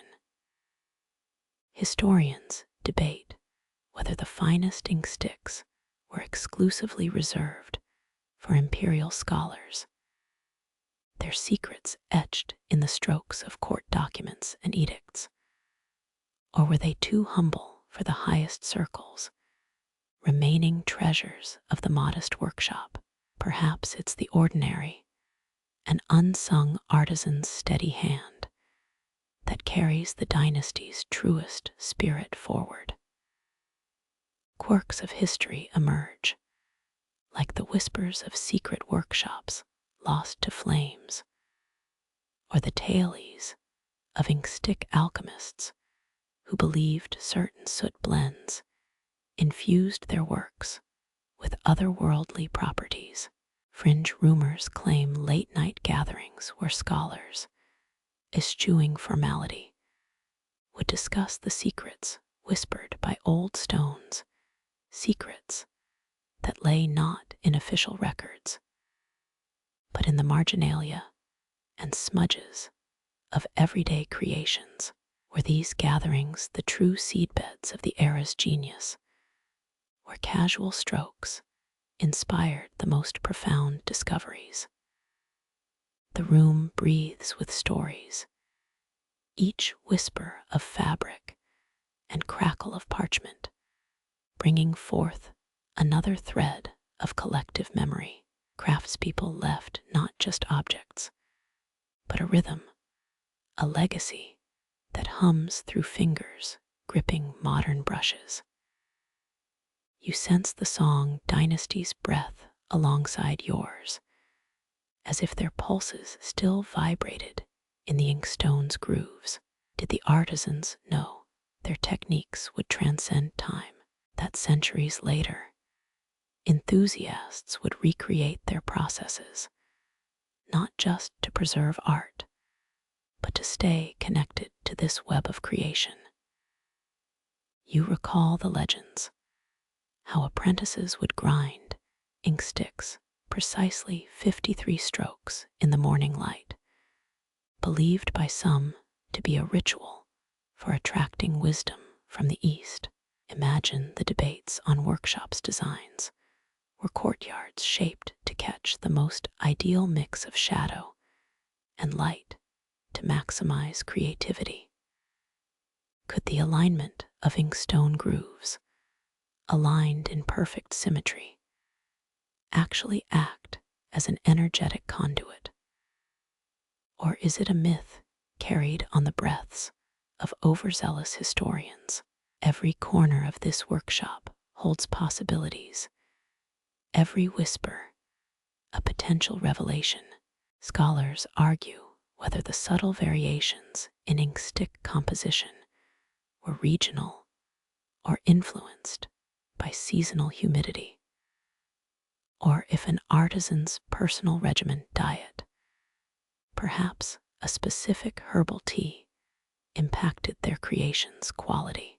Could a cup of chrysanthemum brew affect the texture of the finest calligraphy? Fringe theorists suggest subtle elements like the artisan's emotional state, or even zodiac alignments, might have influenced their mastery. You marvel at the intricate dance between intentional craft and unconscious nuance.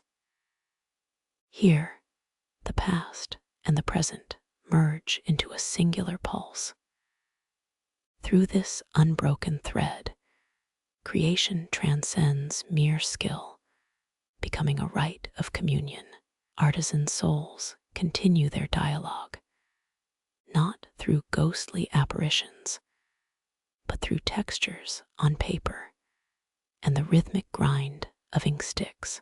Each stroke you make honors this continuum, revitalizing not just the medium, but the spirit that animates it.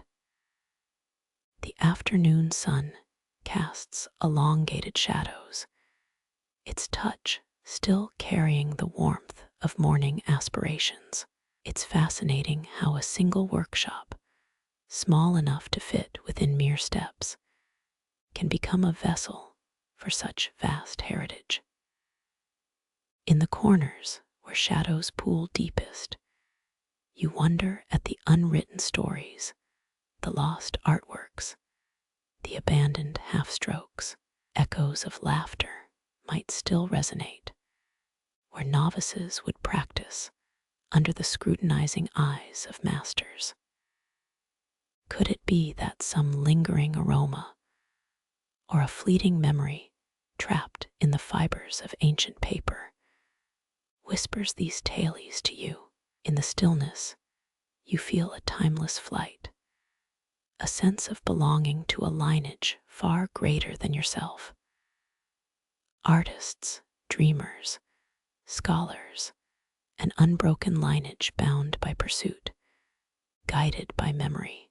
Each crafted piece here reflects not just a moment in time, but countless hours, each with the weight of aspirations, revisions, and the inevitable acceptance of imperfections. Historians argue whether those imperfections held the true genius, the spaces that invited viewers into the artist's inner world. The tools you use, albeit replicas, resonate with the histories embedded within these walls. As your brush strokes align with ancient rhythms, you become part of the dialogue. Generations converge within these movements, your hand guiding brush, not only for creation, but for connection. You are not merely an artist, you are a translator relaying messages of dreams, struggles, and triumphs across the centuries. In this shared act, all participants become timeless, bridging yesterday with tomorrow as the last light of day wanes. Creation's end merges with beginnings of memory, with each stroke, with each carefully carved line. Echoes remain, legacies bound in layers of ink and intention. Here, artistry is no mere task. It's a heartbeat, a continuum extending beyond any singular creator. Dreams, once mere whispers within ancient hearts, find new life on paper, speaking in a language that transcends centuries. And in these whispers, creation breathes eternally. Your essence merges with epics, breathing life into the ink that has witnessed dynasties rise and fall. The workshop, a quiet sentinel, preserves moments where time folds onto itself, past, present, and the not yet remembered future intertwining in silent resonance. You close your eyes and feel the centuries beneath your fingertips, every stroke echoing through a corridor of artisans. Historians still argue whether each generation added new layers of technique or simply reinterpreted what came before. Underfoot are the same stones worn smooth by countless steps, each tread a punctuation in the narrative of human expression. Fringe stories speak of inkstones imbued with the spirits of master calligraphers, their presence guiding less experienced hands during the darkest nights when clarity wavered. Could it be these myths were just artisans' whispers to themselves, a means to summon courage in solitary moments? Every brush stroke, a flight of memory and aspiration. You're carving your place, not just in this moment, but in an unbroken continuum. The song Dynasty thrived nearly 1,000 years ago. Yet here, in the intimate expanse of the workshop, decades collapse into seconds. The air carries a lingering scent of soot and sandalwood, hinting at olden rituals where artisans would etch prayers alongside their signatures, seeking alignment between skill and spirit. Quirks emerge. Some believed a single imperfection in their inkstick could repel malevolent spirits and invite serendipitous musings. Perhaps it's in these small, overlooked superstitions that we find the pulse of creativity. As your hand glides, the paper beneath hums with silent recognition. Every grain has endured, from courtly decrees to whispered verse, now holding your contributions too. Imagine a night where whispers of the past and present collide. Did scholars steal moments between lines to discuss forbidden ideas, their brushes dancing just out of protocol? Here, the boundaries blur between reverence and rebellion, between strict adherence to form and the freedom of expression.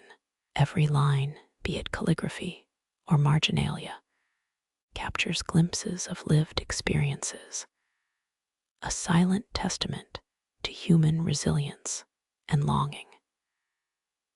As dusk deepens into twilight, a peculiar stillness sets in. You wonder how many have stood where you are now, seeking solace in the familiar rhythm of grinding ink, the steady sweep of paper beneath hands. Is it the same for modern creators, whether drafting on digital screens or with age-old inksticks? How much of what we produce, even now, remains rooted in these ancient traditions, visible only through the lens of ink's legacy? In this suspended time, your existence bridges eras. With each deliberate stroke and breath, you feel a kinship with artisans who, in the Song Dynasty, navigated the same corridors, faced the same creative dilemmas. Was enough ever enough? Are these marks meaningful echoes or mere shadow plays? Historians still debate the balance between perfection and purpose. Was the ideal line found through relentless repetition or fleeting inspiration? Every piece you touch, from inkstone to brush, is a living dialogue with those who labored here before. As shadows lengthen, the past becomes not just a point of origin, but a co-conspirator in creation. You are not alone, nor are the ghosts you sometimes imagine. Rather, you are all participants in an ever-unfolding narrative. With each line, you too add whispers to this vast, silent library. Dreams cross through ink's legacy, mingling time with texture, thought with ink. Here, there's no rigid separation of now and then, just the continuum of creation itself. Your essence melds with epochs as ink glides, Song, Ming, and beyond, all converging in this ephemeral flight of imagination. Each stroke is a thread pulling history closer, stitching memory into the fabric of today. Even as night embraces the workshop, you remain grounded in its whispers. Creativity, in all its flawed, wondrous forms, persists. Echoes bounce through shadows, resonating across centuries. Here, amid timeless rhythm, you find your rightful place, both artist and heir to a lineage of seekers who believed that through ink, their dreams might just become eternal. The paper rustles beneath your hands, every fiber carrying whispers of centuries.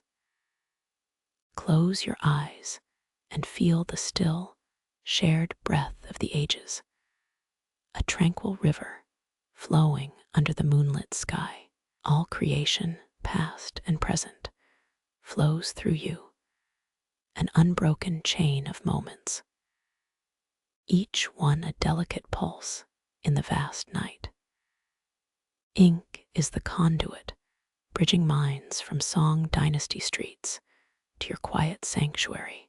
Picture those artisans now, smiling softly at your effort, their faces lit by a candle's glow. You sense their presence, gentle shadows moving between inkstone and paper. Creativity, a shared endeavor, dances on the edges of your consciousness. The scent of sandalwood blends with soothing night air. Drift with thoughts of brushes gliding over parchment, the soft sigh of paper yielding to each stroke. Remember, too, every imperfection, every unintended smudge. It's all a part of this vast symphony. Feel the rhythm of time, a serene tapestry woven from countless threads. Take a deep breath, letting go of the day's scattered echoes. The stillness around you whispers ancient secrets, lulling mind and heart toward peace. Every sound blends into a gentle hum, paper creaking, ink drying, soft murmurs of creative souls, past and present. As your essence continues to meld with these quiet dreams, you find comfort in knowing that time holds no boundaries. You're both here in this timeless workshop, and with those who walked its halls 1,000 years before. This continuum, a river flowing both forward and back, now cradles you in its embrace. Let memories float away the burdens of the day, the pressing questions of tomorrow. Allow it all to dissolve into the soothing night. You are wrapped in the warmth of a shared heritage, each breath pulling you deeper into serenity. Feel the gentle pull of sleep as ink glides into the edges of dreams, soft whispers of history, and hope merging in your mind. Creativity endures, resting beneath the surface of consciousness, ready to rise again with the dawn. All that remains are quiet echoes, a lingering sense of connection. Drift towards the silence, allowing your thoughts to settle like leaves on tranquil water. The inkstone's whisper promises you're never truly alone. Breathe, let each exhale send you floating further into the embrace of dreams. The workshop stands sentinel, its heartbeat intertwined with yours, a shared rhythm for both artist and seeker. Now, glide into the serene night, where dreams and epics dance seamlessly. You are but a whisper in this vast narrative, nestled comfortably within pages, yet unwritten.